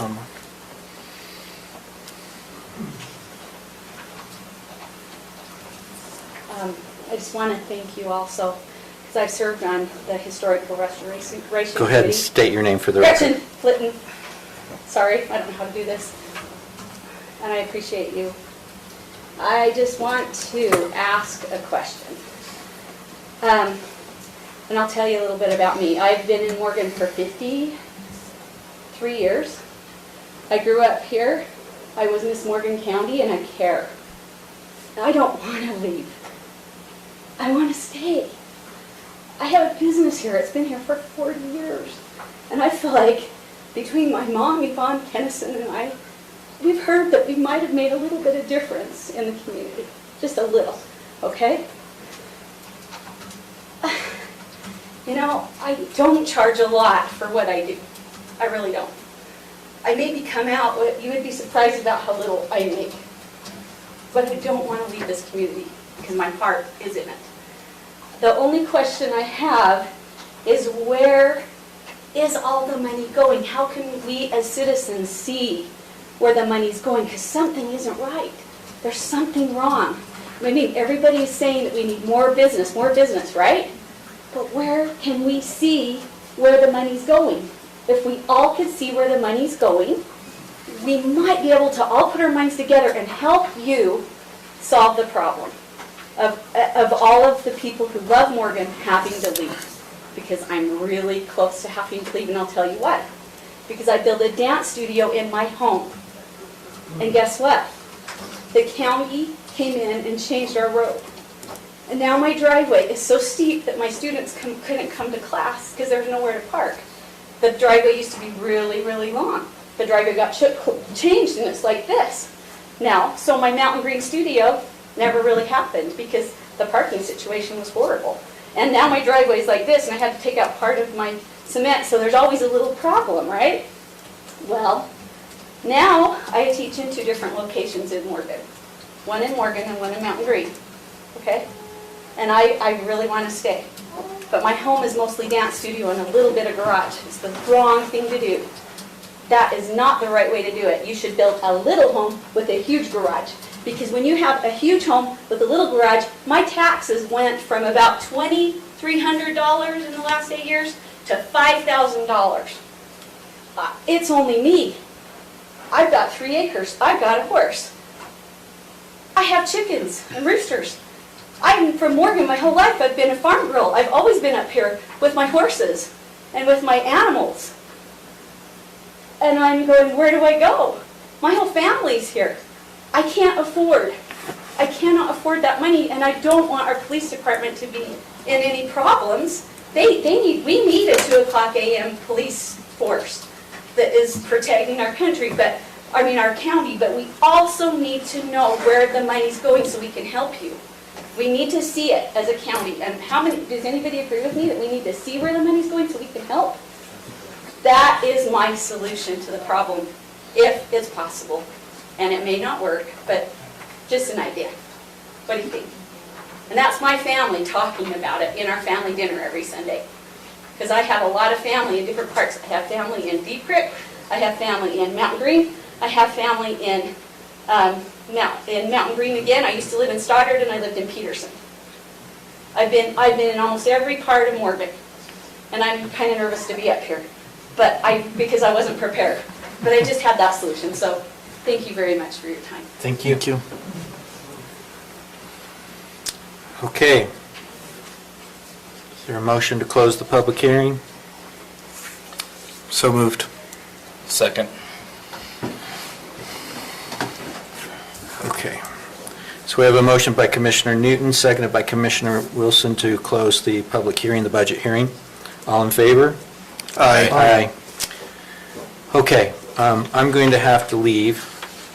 I know you took copious notes. I saw you doing it, and will respond probably better than I would in any event. I recognize the difficulty that tax increases cause.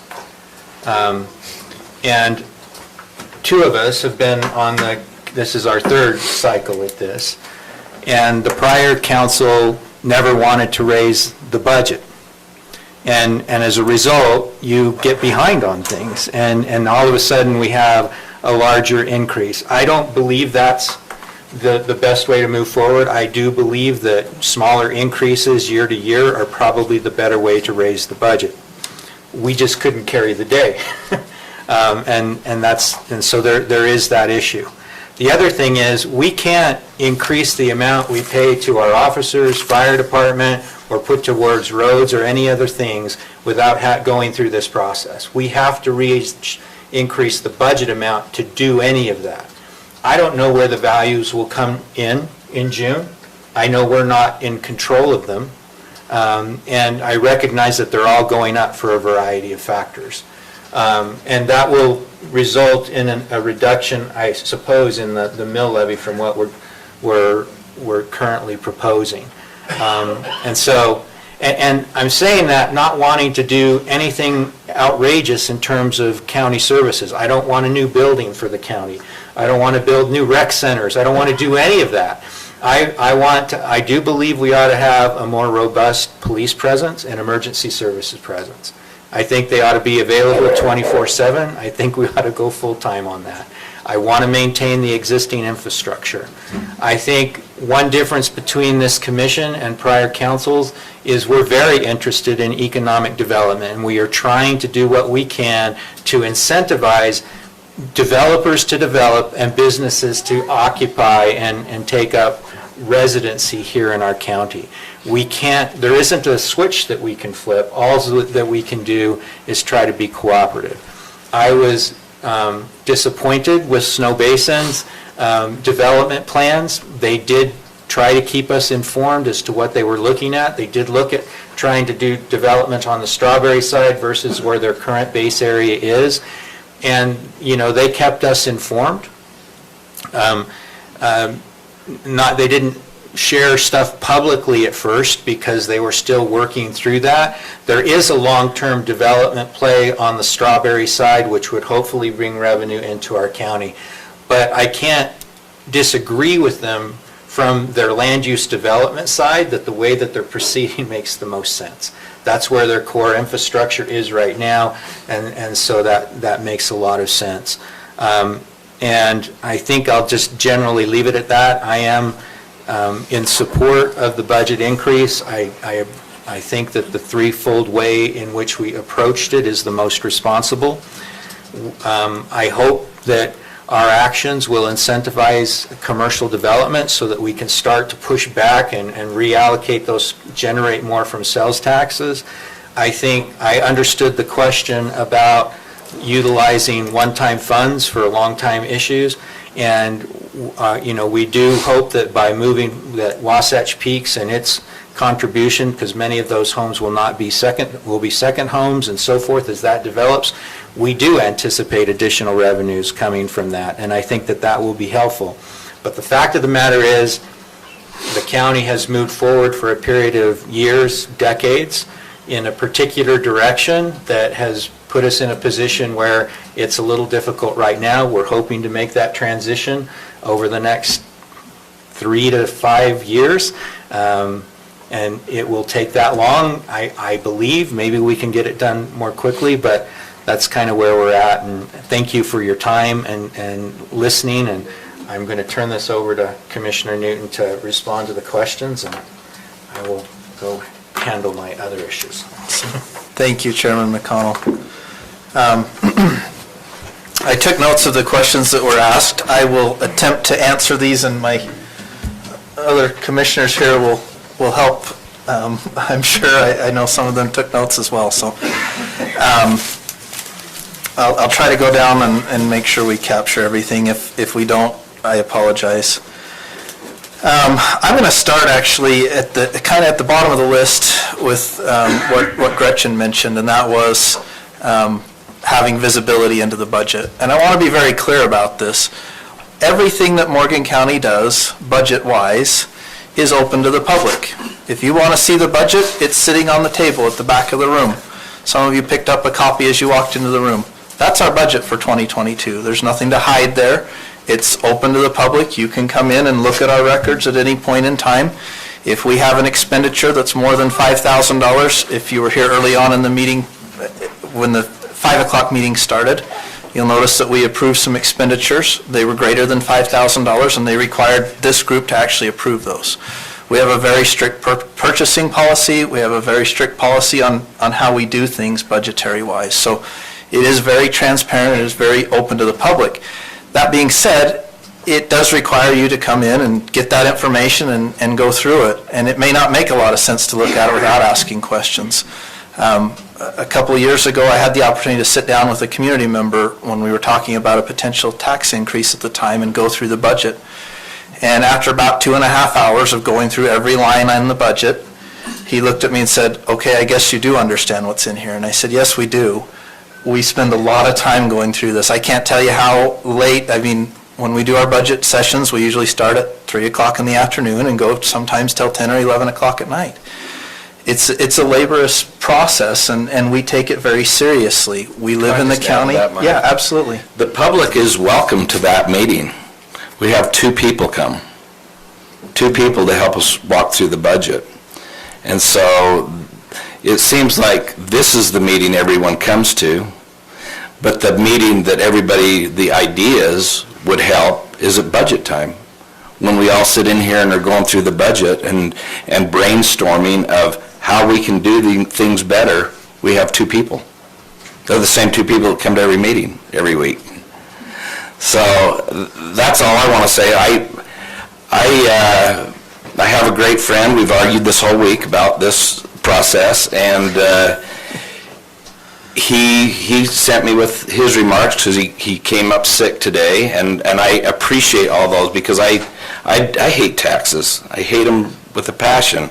My bowling alley makes 0, and my taxes doubled last year.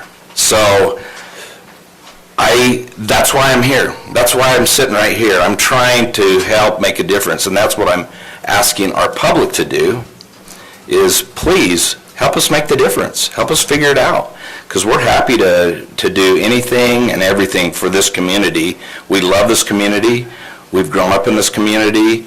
Even if we haven't grown up in this community, we love what we've been able to raise our kids in, and we welcome you any meeting to come and help us work through this process. Thank you. There were several of you that asked questions or made comments regarding the assessed values, so I wanted to address that briefly. The property values are assessed by the county assessor. So the county assessor has a team that does assessments on homes and structures. They are required by state law to reassess every property in the county at least every 5 years. Okay, so you may see an increase one time because your home was reassessed during that time period. They're also required to do an assessment if you make any major alterations to your home. So if you draw a building permit from Morgan County, which hopefully you will if you do any substantial changes to your home or property, that automatically triggers our assessor's office to go look at your property and determine that assessment. I find it interesting because the question is asked, well, you know, why does the assessor increase values on our property? Well, the simple answer is because your property is now worth more on the open market. Who do you have to thank for that? Well, you have to thank the people who are buying homes, the agents who are selling homes, people who are selling homes. And it's an interesting thing because as a home or property owner, as far as my value goes, I want it to be really low when the county is assessing it. I want it to be really high when I'm selling it. I want it to be really high when I'm doing a refinance, right? Unfortunately, the way it's calculated, assessments are calculated, is based on comparable home sales. So when your neighbor sells their home for $500 or $700 or $800,000, well, that says that your home, if it's comparable, could be worth that if you were to sell it tomorrow. Now, in theory, if the county budget remains relatively the same, or has for many years, actually, the last 5 years, if it remains the same, and we intend for it to remain fairly steady for the next several years. If the budget remains the same, but the overall taxable value increases, your rate falls. Yes, your valuation may have gone up, and sometimes it goes up disproportionately because of that reevaluation that happens at least every 5 years. But in theory, the rate should go down, and your taxes potentially would go down. Now, that's easier said than done, right? Because your valuation in general goes up. And we all know that in the last year, if you've done anything with the housing market, you know that property home values have skyrocketed. And that's not just here, that's across the country. So the short answer is the county assessor determines the value, but that value is based on comparables, just like if you have an appraiser come out and appraise your home for a refinance or for a sale. We have licensed appraisers in the assessor's office, and that's what they do, is go appraise your home. I will almost guarantee that if you look at your appraised value and then call an appraiser in to appraise your home for any reason, refinance, sale, you're going to find that the appraised value is actually higher than the assessed value. So anyway, that's I guess the comments on that. There's a question about businesses, and Chairman McConnell touched on this. You know, the question is, okay, well, when does it swing so that businesses are picking up a greater portion of our property taxes? Businesses pay 100% of their property tax value. They don't get that 55% deduction that you get on your primary residence. Same with secondary homes. Here, after this budget hearing, we will go back into our regular meeting, and we're going to hear the first phase for Wasatch Peaks Ranch. Wasatch Peaks Ranch intends to have multi-million-dollar homes that will likely be secondary homes, the vast majority of those. Those folks will be paying a very large share of taxes. In theory, if that value, the value of that development is even close to what is projected, that raises the overall taxable value of the county, which decreases your rate. So where's the turnaround? Well, the short answer is it's in secondary homes and it's in businesses. And we recognize that Morgan County has had a reputation of being difficult for businesses to locate in. I think that's for two reasons. Number one, it's difficult because we have residents of our county who, many of them, who don't work here. And so they go to other counties and they make purchases there. And the fact of the matter is, if you're spending your money, your discretionary funds, buying things in another county, you're supporting that county with the sales tax. During the pandemic, sales tax revenue in Morgan County increased. And it increased because people were staying here and buying things here at our hardware store instead of Home Depot in Ogden. They were buying vehicles from the car dealerships up here. They were buying their gas from the gas station here. You pay a gas tax when you go to the gas station. I have started a policy of buying my gas in Morgan County, even though I can buy it cheaper in other counties. The reason being is I know that if I buy it here, a larger portion of that tax comes back to Morgan County for our road funds. Now, those funds come from the gas tax, but not from this. But anyway, it's a small portion, but there is a little increase that comes from the gas tax here. So, the short answer is we are looking to improve the way that Morgan County does business with businesses that are looking to locate here. Our planning department has been reviewing and revising some of the code to allow for a little easier access for businesses that want to locate here. We do have an economic development advisor that we contract with using state grant funds that helps us with that, trying to attract businesses here. It's a slow process. We rely on people in the county frequenting those businesses so that businesses can survive. Okay, there was a question on the percentage increase, approximately 9.5% increase. That is, the last increase was 5 years ago, so it's a little under 2% per year. I agree wholeheartedly. I would prefer a smaller increase per year instead of a larger increase every 5 or 6 years.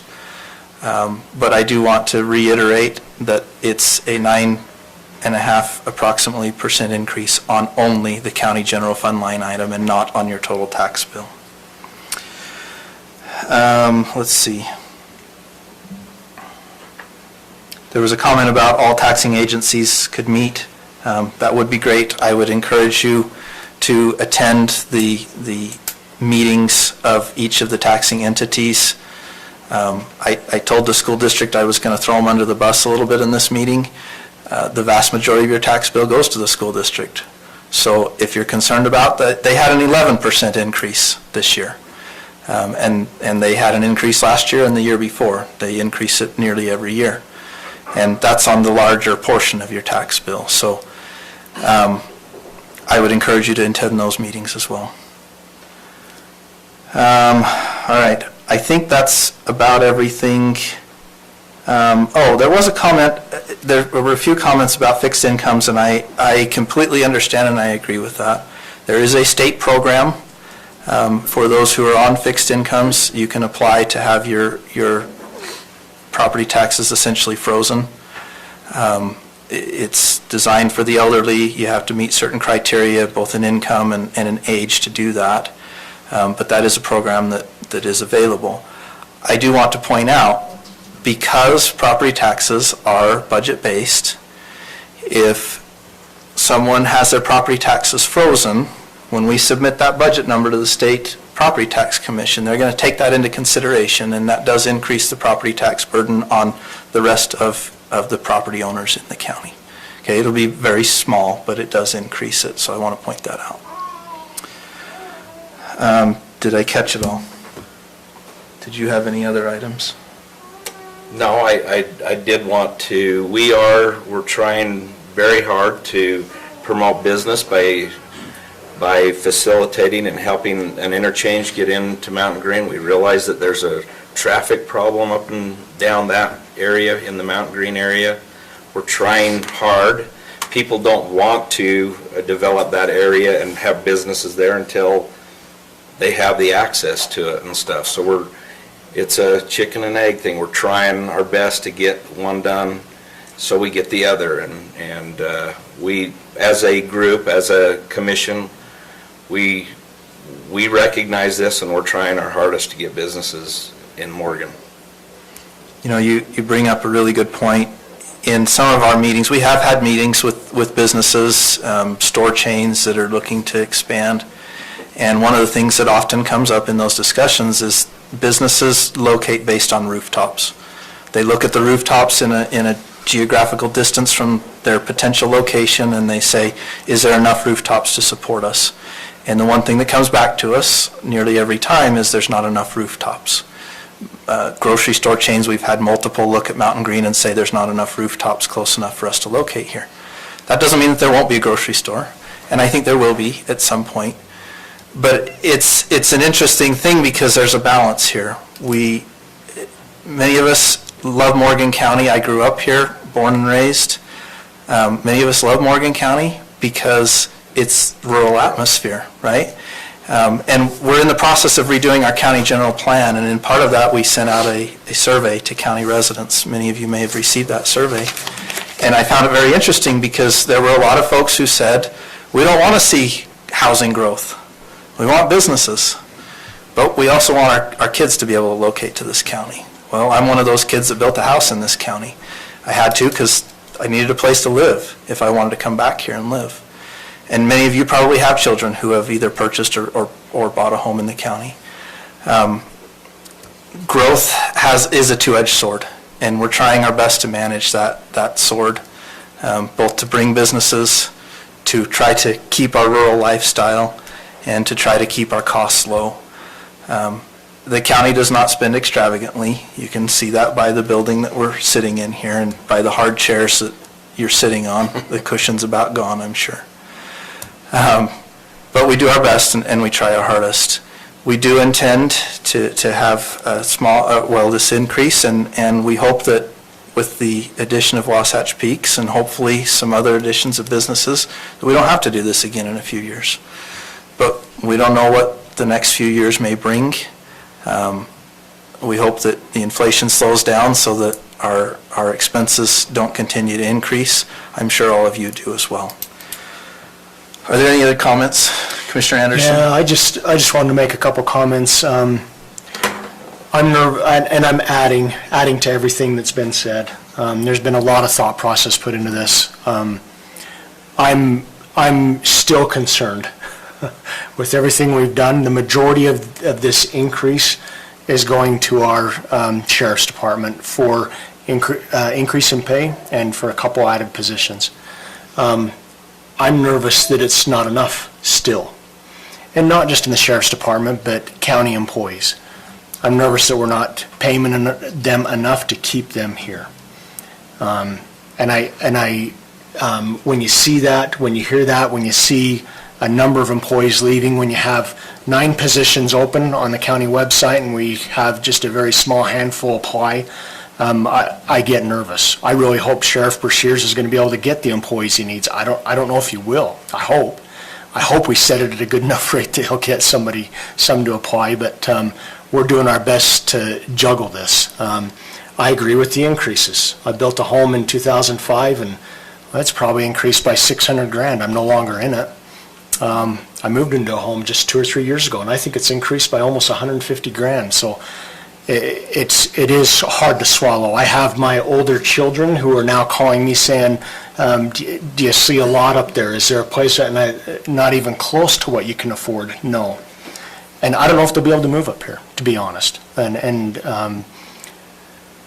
But I do agree with what Commissioner Newton and Wilson has mentioned, what Commissioner McConnell mentioned, that we've got to do our best to not have to revisit this in this way again. And I think with the discussions about businesses, with the economic development, there was a change 2 years ago where the state economic development monies, they actually pushed it to rural counties and said, counties, let's have you guys run with it for a little while and see what you can do. So we've got that started. We're doing what we can to really help mitigate these increases. Wasatch Peaks was mentioned. I wouldn't be surprised if Snow Basin in a few years, that second phase that Commissioner McConnell is talking about, comes on board and we start to see the benefits from that too. So doing the best we can. Really appreciate our county staff and everything they have done. Appreciate them staying here. That really helps all of us out. And also appreciate the comments. I did write down all these notes. Commissioner Newton did a good job of addressing them. As know most of you here, my parents are elderly and live in the county and are on a fixed income also. So we hear you. Thank you. Commissioner Fackrell, did you have any comments? Yeah, I've got a few comments. I agree with everybody that what has been said, and I want everybody to know that I personally have gone through this budget over and over and over again in ways we can cut it back. And I, for one, have even had the hard discussion with other people within the county saying, how come it's this way, how come it's that way? And even up to 1 hour before this meeting, I was talking with the state to determine if we were doing things correctly. And he reassured me that we are, and sure, there's some discrepancies that we can still work on throughout the next year. If there's somewhere we can save, we're going to try to save.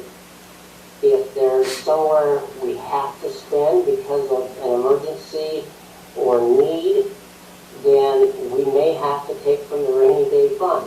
We don't want to, but it can happen. My biggest thing within all of this is fair taxation. Many of you want to, I hate to say this to everybody, but we're all selfish with how much we're paying for our taxes. If every one of us were to pay our fair share, including big landowners that are trying to do everything they can to not use their land properly and have it assessed correctly, I think if we all joined hands and started basically trying to take care of the land and the homes and everything else, we'd have a lot lower taxes. But some of us want to get away with not having to pay taxes. I used to be that way. And I'll do everything I can to make sure that this county has enough to run its needs. I did not want to vote for this budget. And these guys know it. And I've told it to them every single day, I did not want to raise taxes in this county. Unfortunately, we have to.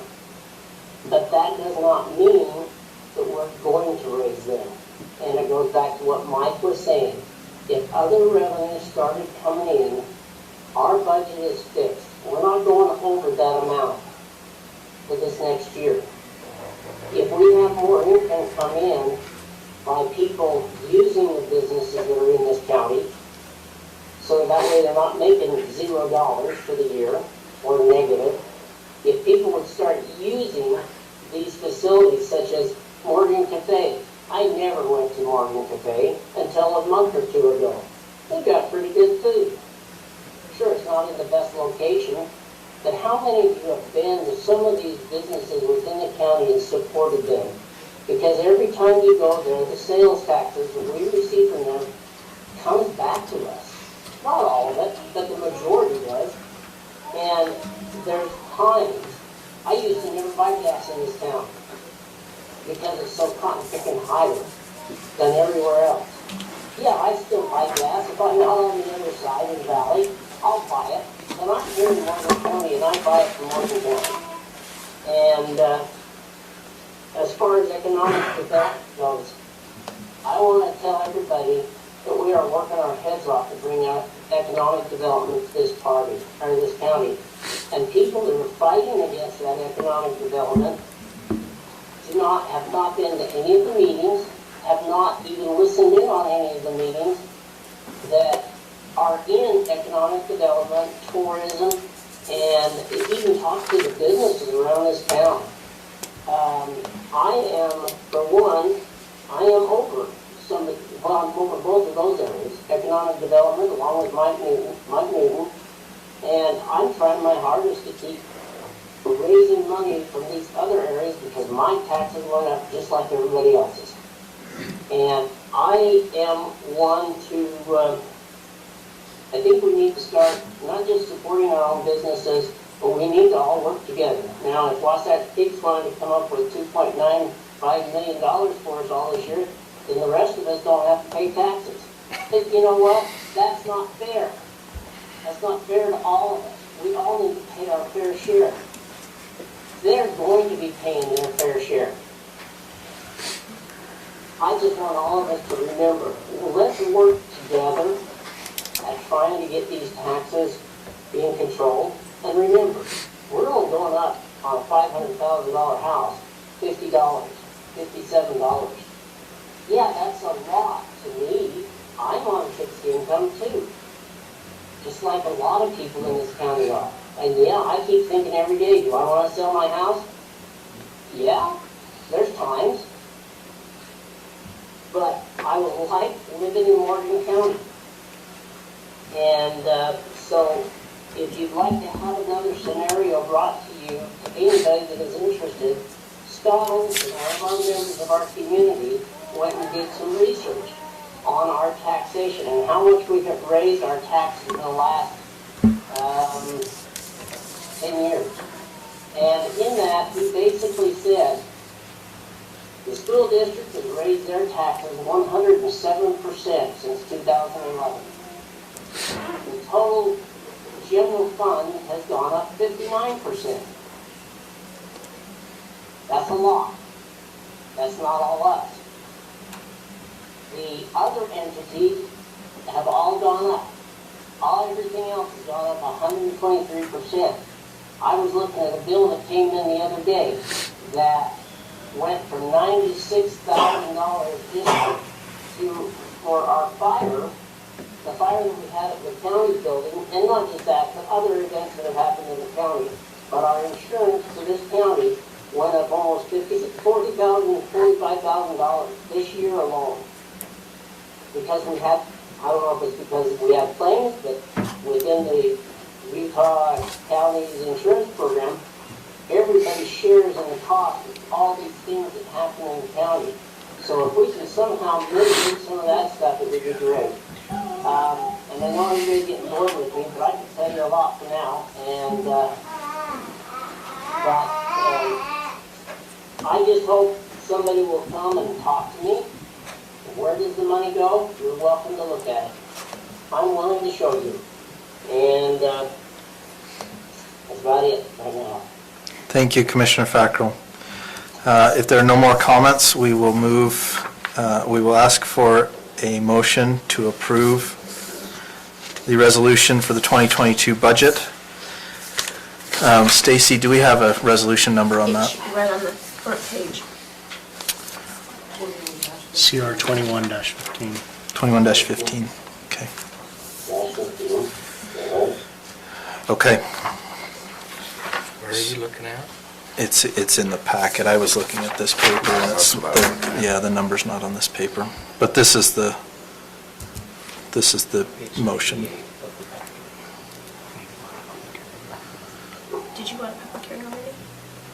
Yeah, we moved out of public hearing before Commissioner McConnell left.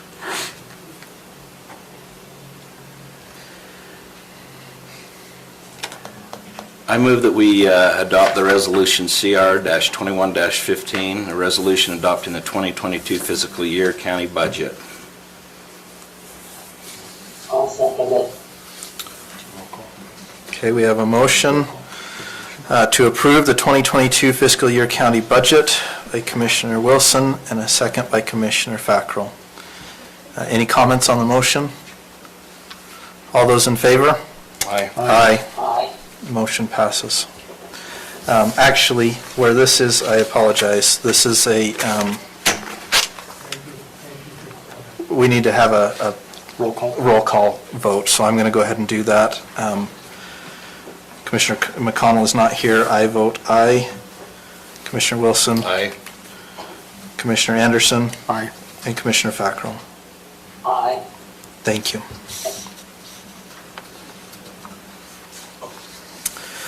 Okay, we will now move back to our regular discussion, our regular meeting that we moved out of previously. We are on agenda item number 8, Lance Evans from the Planning Department, proposed final plat for Wasatch Peaks Ranch Phase 1. let's give it maybe 2 or 3 minutes. If there are folks who would like to leave, that's fine. You're more than welcome to stay.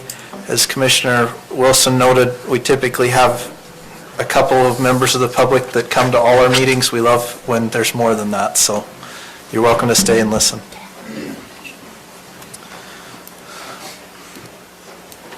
I'm going to run to the restroom.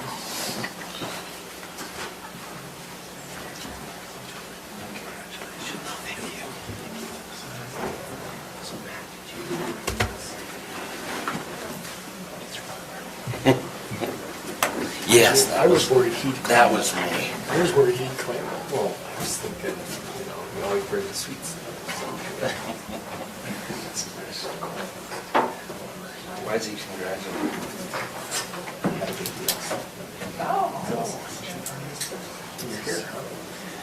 Well, yeah, I mean, can I miss it? I can't miss it. So, share the day my grandbaby was born. Yeah. I mean, they're all good pictures. How big was she? She was the smallest size. Smallest one of ours. So she had 7'9" and 8'9" and then 8'3". 8? Yeah. Have you seen her? She's small. She's really small. I was always like, well, they're big babies. But who did you marry? Morgan? No, she's a birdie. But I think it's because she put it 3 months and kind of slept with her. Because, that's something about her. Yeah, she had help. I think it's been a great driving, but my wife said, Nikki, you have a baby.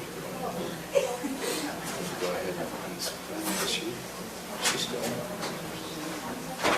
she's fine. She was only 5'7". And she's there. She's very but I think Nikki knows to go. I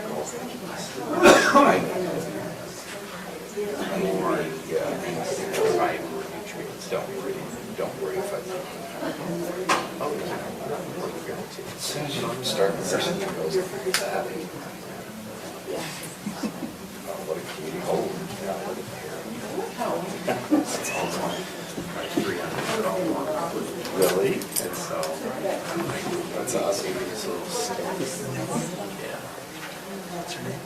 So she says she's like your dad. Well, my oldest was born it wasn't this thick. I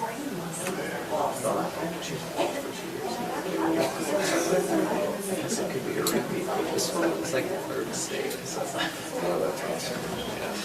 It's fun. It's great.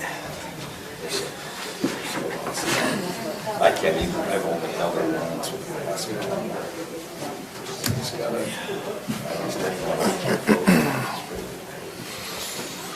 Yeah, I think we do fires,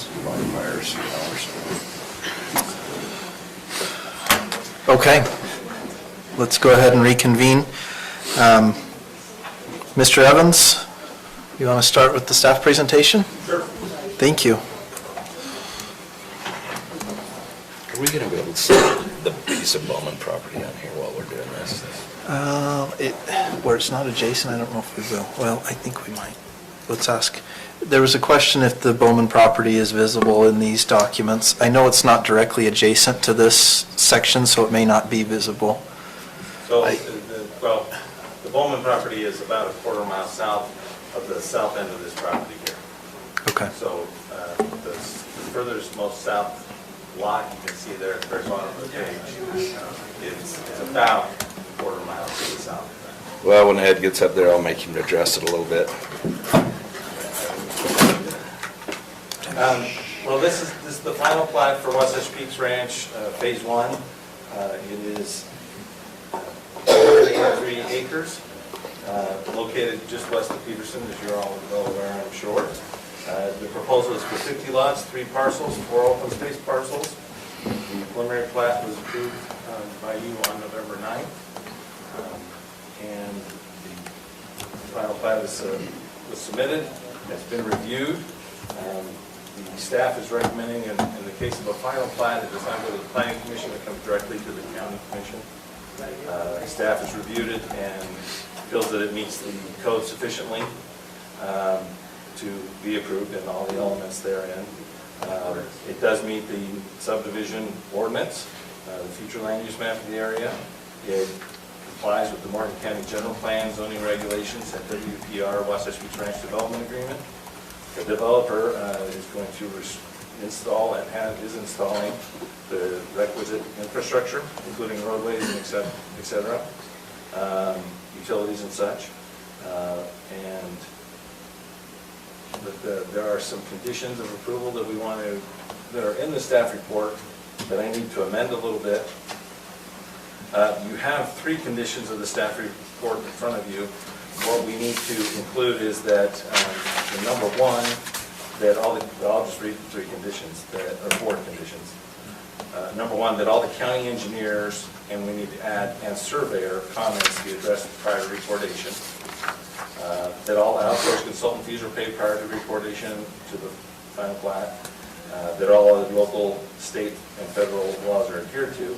And we need to, this has been a very fast process, as you guys are aware. And so we've had some documents that we'd like to give a more thorough review to. So we'd like the condition of approval that all county comments are addressed regarding the plat notes and governing documents of the subdivision prior to recordation. And that'll allow us to have the county attorney, county engineer, and myself, the planning staff, review those documents in depth. There are some modifications to the plat notes this week, or they came forward this week, and we just haven't quite had the time to put them all together and make sure they're all lined up. We are pretty confident that we can work through that. If there were issues that could not be resolved with staff and the developer, we would have to come back to you for a revision. So I'm not sure how much more detail you want to go into here. There are 50 lots. Each lot is, most of the lots are, well, 1 acre, and some are much bigger, 5-6 acres in size and on up. They each have a building area envelope. The larger lots do, which restricts the area that can be built on. The disturbances are limited to that area, so areas with these larger lots are going to be have minimal disturbance. That will hopefully help with the view shed and the issues that might come with development. So it's not like these properties are going to be scraped and cleared. They're very strategically placed, and hopefully that will reduce the impact. Wasatch Peaks has, as you're also aware, put together their 2 local improvement districts. One is for water and sewer, the other is fire and roads. Those have both provided in the preliminary plat application the necessary will serve letters, and that is possible. They should be able to, they're able to provide those necessary improvements. I believe that, I'll just say that the Wasatch Peaks Development Agreement was approved on October 30th, 2019 by the Morgan County Council.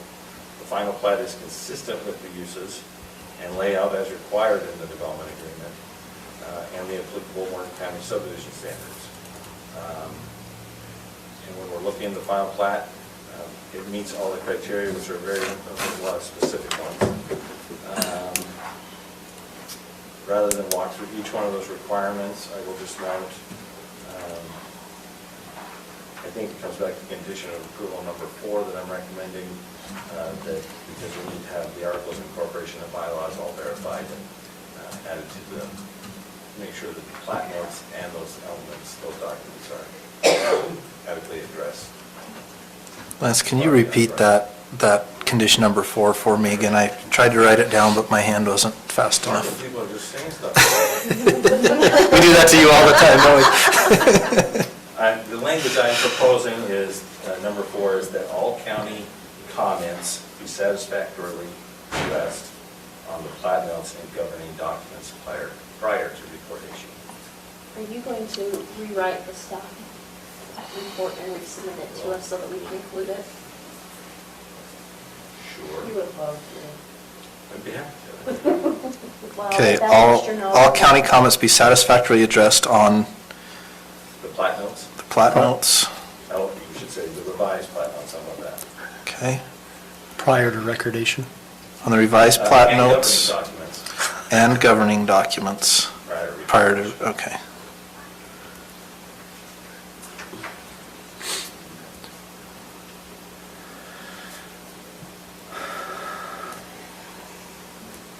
Okay.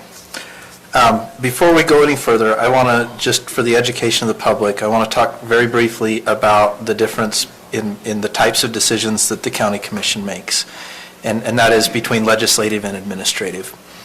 You just witnessed a legislative discussion and a legislative decision in a tax increase. Much of the decisions that we make up here are administrative. This is an administrative decision. We made a legislative decision related to Wasatch Peaks Ranch when we adopted the zoning and the development agreement with the developer. Now what we're doing is administrative in that we're taking that development agreement and the zoning that the county has established from our code, and we're applying it to what they now are moving forward with the development. So they've broken it into multiple pieces, multiple phases. This is the first of several phases that will take place. And what we're doing tonight is going through and ensuring that what we've agreed to in the development agreement, along with the developer, is being adhered to. And then we're checking those boxes, which is what Lance's group has done. We will ask a few questions about that, and then we'll make a decision based on that as an administrative item.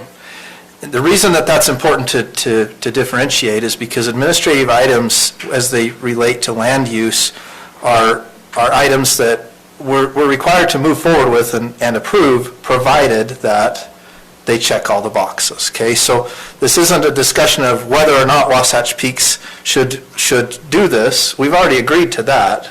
Now what we're agreeing to is, did Wasatch Peaks, or are they meeting their end of the development agreement, the legislative item that we've already agreed to?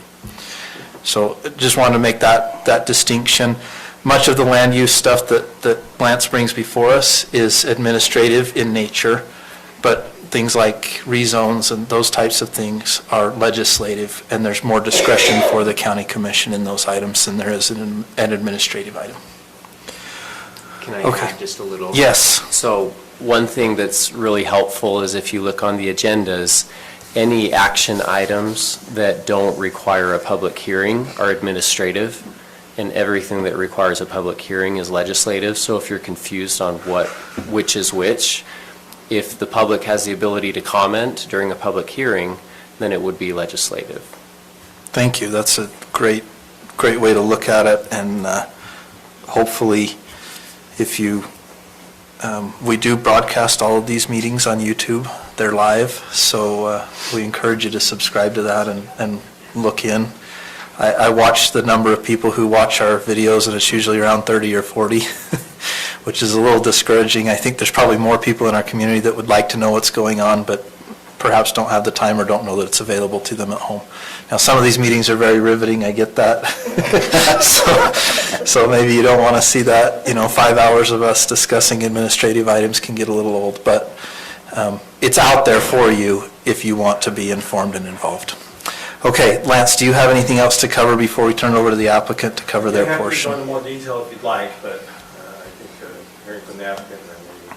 Okay, so for the benefit of the public, Lance has provided us with a list of all the criteria, all of the items that need to be checked off, so to speak, and has made comments on all of those. Yes, it complies, and this is how it complies. We have a whole list of those things. So Wasatch Peaks has checked all of the boxes. There are those items that he just mentioned that will be conditions of approval that we discussed, potentially. Okay, we'll turn it over to the applicant then.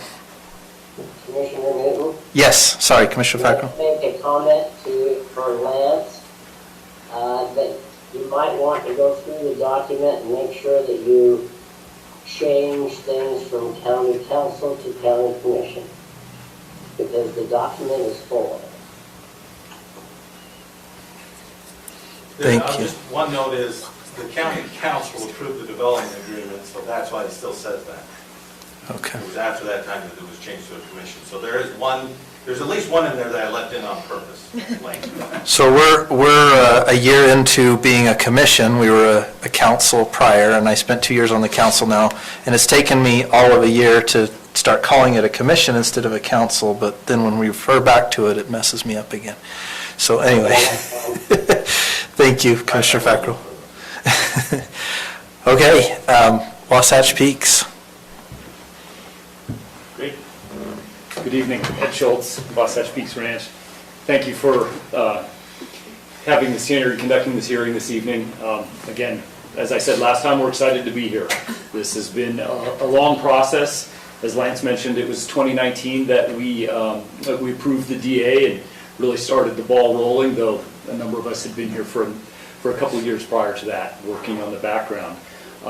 Today really represents a culmination of those last 2 years of efforts. For those that have toured up on property, you've seen some progress that we've been moving forward with. Staff has been great in working with us on excavation permits and just the other items that we've been moving forward to allow us to conduct both the diligence to get to this point, as well as then to the forward progress that we have been making in the development and in basically the infrastructure to allow us to get to this point to present the final plat hearing. So we do have a couple high-level pieces of information, and then we do have the exhibit from the original development agreement that I can address some of the Bowman questions that you may have.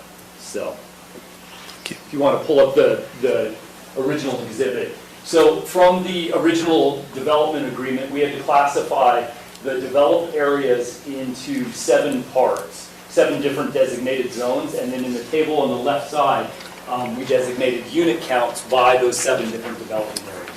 So this evening, we're talking about portions of Zone C, D, and E right in this area, and then on the left side, you can see the Bowman inholding, the 160-acre quarter section that we have. Back in 2019 and even prior, when we started working here, we knew these were going to be important neighbors, and in the development agreement, we even acknowledged their access route, this dashed line that's in there, is their existing access. Now, it is a single-lane, dirt road. We have done an engineering takeoff on that road. The slope is 20.7 degrees, so it's a significant, requires a 4-wheel drive or Rangers, 4-wheelers, hikes for people to get up in there. But they're important neighbors to us, and we wanted to acknowledge their access was existing. While they don't have an easement, they have a prescriptive easement from the use. We've even gone back and read their initial land grant during the McKinley administration. So they've been there for a long time, significantly longer for us. And part of that acknowledgement is illustrating their current access, and then we've been working with Mr. Colby to modify that. And their concerns are, hey, there's a group coming into town that has some deep pockets. We would like to have a recorded easement to access our property. And that's something that we are working closely with them on. We haven't finalized that, as he said, but that's important to them, and we'd also like to modify that, both for both groups. So for them, they get a recorded easement. For us, we would modify the location and take over maintenance responsibility for that access route.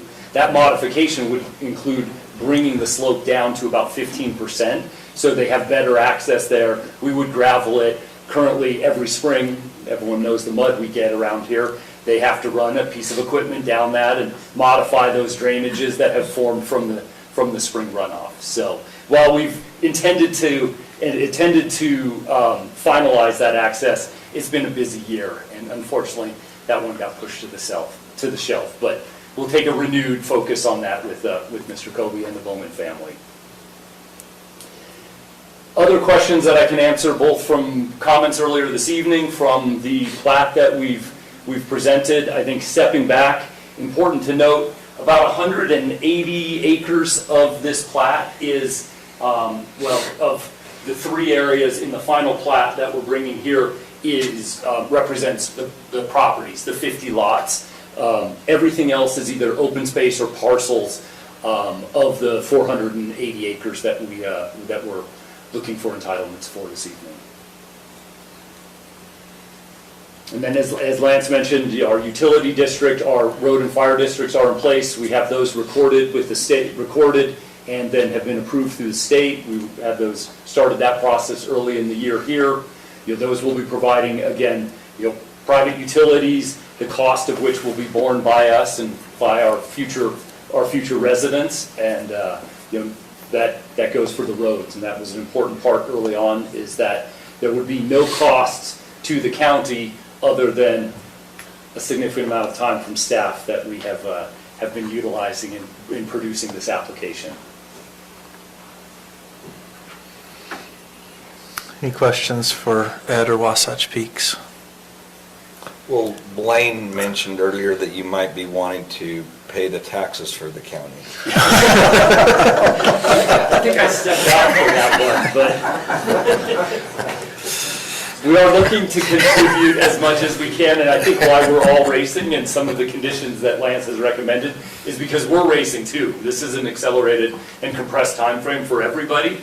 There's some benefits if this was delayed to next year. Taxes get delayed another year, but it's in, I think, everyone's interest. We would like to demonstrate the value that we're going to provide to the community from a fiscal standpoint, and part of why things were delivered a little later, and Lance had a shorter time to review on certain items, and we had a shorter time to produce. So, thank you.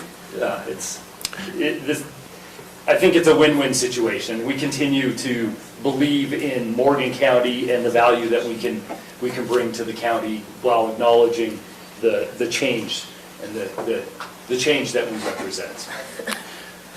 Can I make a comment versus a question? Absolutely.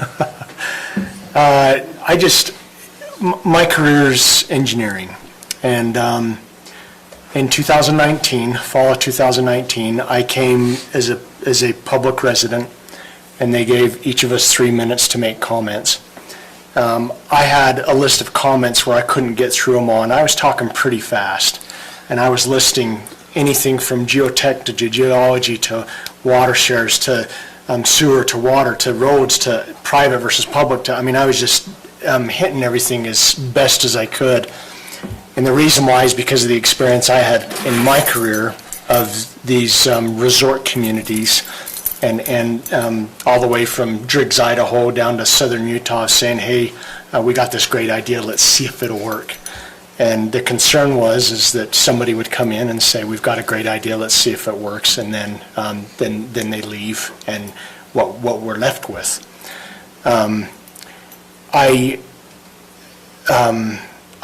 been quite impressed. I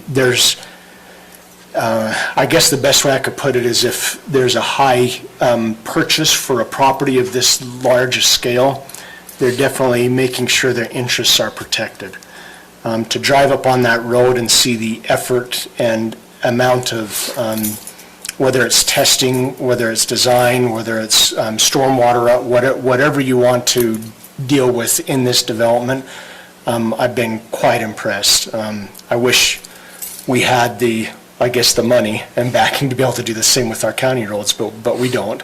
But you guys have put in a lot of effort and painstaking a lot of times into this development, and I'm just impressed with the effort that you guys have gone into. So I definitely had my initial thoughts switched. Obviously, living up Deep Creek all my life, I wish my protected view could be protected all my life. I no longer live there. My parents still live there. But you always wish that when you moved in here, it could just stay that way and nobody else is allowed after I moved in, right? But I do appreciate what you guys have done with all the effort you've put into this development. The comments from my perspective that I would have, and I know we've done this before with previous developments, but we've had will serves, and I think there's definitely a difference between a will serve and a approved system, if you want to say it that way. So the water and sewer district that exists up there, on the sewer side, maybe it's more of a approved drawings, if you want to say it that way, from the district. And then definitely on the water side, it'd be from a state level, because this kind of a water system, has to be approved through the state. So I'd definitely be interested in seeing the states check and say, hey, we looked at this and everything looks good with all the rights and storage requirements and flow requirements and everything. And it's interesting because I say that, and yet I'm guessing you've actually already done it. But I'm just saying. So, but do appreciate everything you've done. I want to just make a quick comment on what Mr. Sessions mentioned also. And I appreciate that we have our engineering and surveying looking at it because of all the existing crossing of easements and everything that exists up there. And every one of those, from what I've seen up to this point, is being addressed. So appreciate that also. But I could go on for a couple hours, but that's all I have right now. I just appreciate it. Appreciate what, as we've discussed multiple times previous in this meeting, we appreciate what it'll bring to help mitigate the increase for our residents in taxes and just the benefits it'll bring to our county. I'm excited to see what that can do for us. So we're committed to be here for the long term. I mean, these roads are our liabilities. As everyone here knows what a liability roads have become, we own these forever, for perpetuity, and just like all the systems, we're trying to do it right. And I'll take the ownership of missing Mr. Sessions' ditch drainage through these 4 lots. It was embarrassing oversight. As much as we know where his water rights are and have worked with him in and around the substation and if different areas for that was embarrassing where we were racing, but we got that corrected within the next week, did a tour, proposed language with Mr. Sessions and Mrs. Sessions, and we appreciate their understanding that we met their criteria, we understand our obligations, we understand their future rights, and we memorialized it to protect everybody. That's what we'll continue to do. We'll get there with the Bowmans as well. Okay. I think we have a lot of information in front of us, and we've had time to digest that, and that's great. For the benefit of the public, I just want to mention that although this may seem like a quick blurb in a meeting of a few minutes, this has been ongoing for many years. Ed has been before us countless times for different phases and steps in this process, and it's a very lengthy process. And he will be before us many more times before it's all over. But we do appreciate your professionalism and taking the time to come and share with us. Are there any other questions before the commission? And if not, I'll entertain a motion. I'm going to make this motion with Lance's help, because usually it is in our report, but if you'll help me out, Lance, I make a motion that we approve, make sure I'm saying this correctly, the approved proposed final plat for Wasatch Peaks Ranch Phase 1, compromise of approximately 483 acres with 50 lots, with conditions. The conditions would be that all county engineering and survey comments be addressed prior to recordation of plat. Second, that all outstanding consultant fees be paid prior to recording the plat. Okay. Third, kind of a coverall, local, state, and federal laws be adhered to. And then 4, see if I got all this right, all county comments be satisfactorily addressed on the revised plat notes and government documents prior to recordation. Governing documents. Governing, thank you. Governing documents prior to recordation. I'll second it. Okay, we have a motion by Commissioner Anderson to approve with the comments listed in the staff report as well as, with the conditions listed in the staff report as well as condition number 4, that all county comments be satisfactorily addressed on the revised plat notes and governing documents prior to recordization, and a second from Commissioner Fackrell. Any comments on the motion? All those in favor? Aye. Aye. Any opposed? Thank you. Okay, we are almost there, folks. Commissioner comments. Commissioner Fackrell, do you have any comments? Yeah, I've got some comments. I just want to tell the public or whoever is out there, or for you guys, this is very difficult doing it from here at home. Because I like to be able to watch the people in the room that are interested in county government, coming to learn what needs to be done to help our county out. But as far as the other comments I have, I still want to give you an update on the internet. The internet, if you have not called, you can ask to have your internet installed if you don't like your current provider. You've got at least 2 options right now besides the 4 ones that we had before. But you've got Liberty Broadband and you've got BI Broadband in certain areas. They are working their way from Young Street up to Highway 66 on Morgan Valley Drive for Beehive. And they're starting to work on repeaters for the Liberty Broadband is working on repeaters throughout the valley so that way you can get your internet. If you're having a problem, you're welcome to call me or you can call Liberty or Beehive. I can handle it. We have also been doing some talking with other entities to help out, such as AT&T and Verizon, to get better cell coverage in the county. The economic development is moving along. It's a long process. I never thought the government would be so difficult at times to get something done. But we're moving along. Anyway, I appreciate everything. That's about it for now.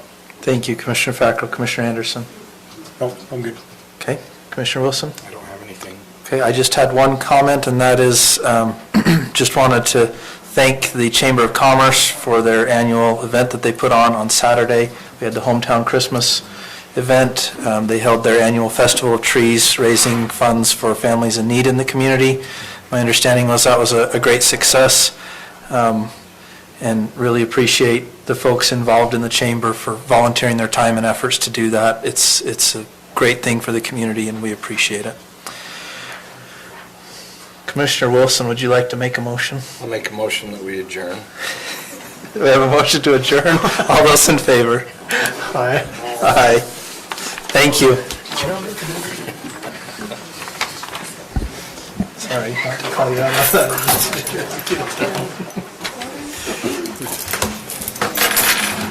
If you wouldn't have, I would have been right there. Good.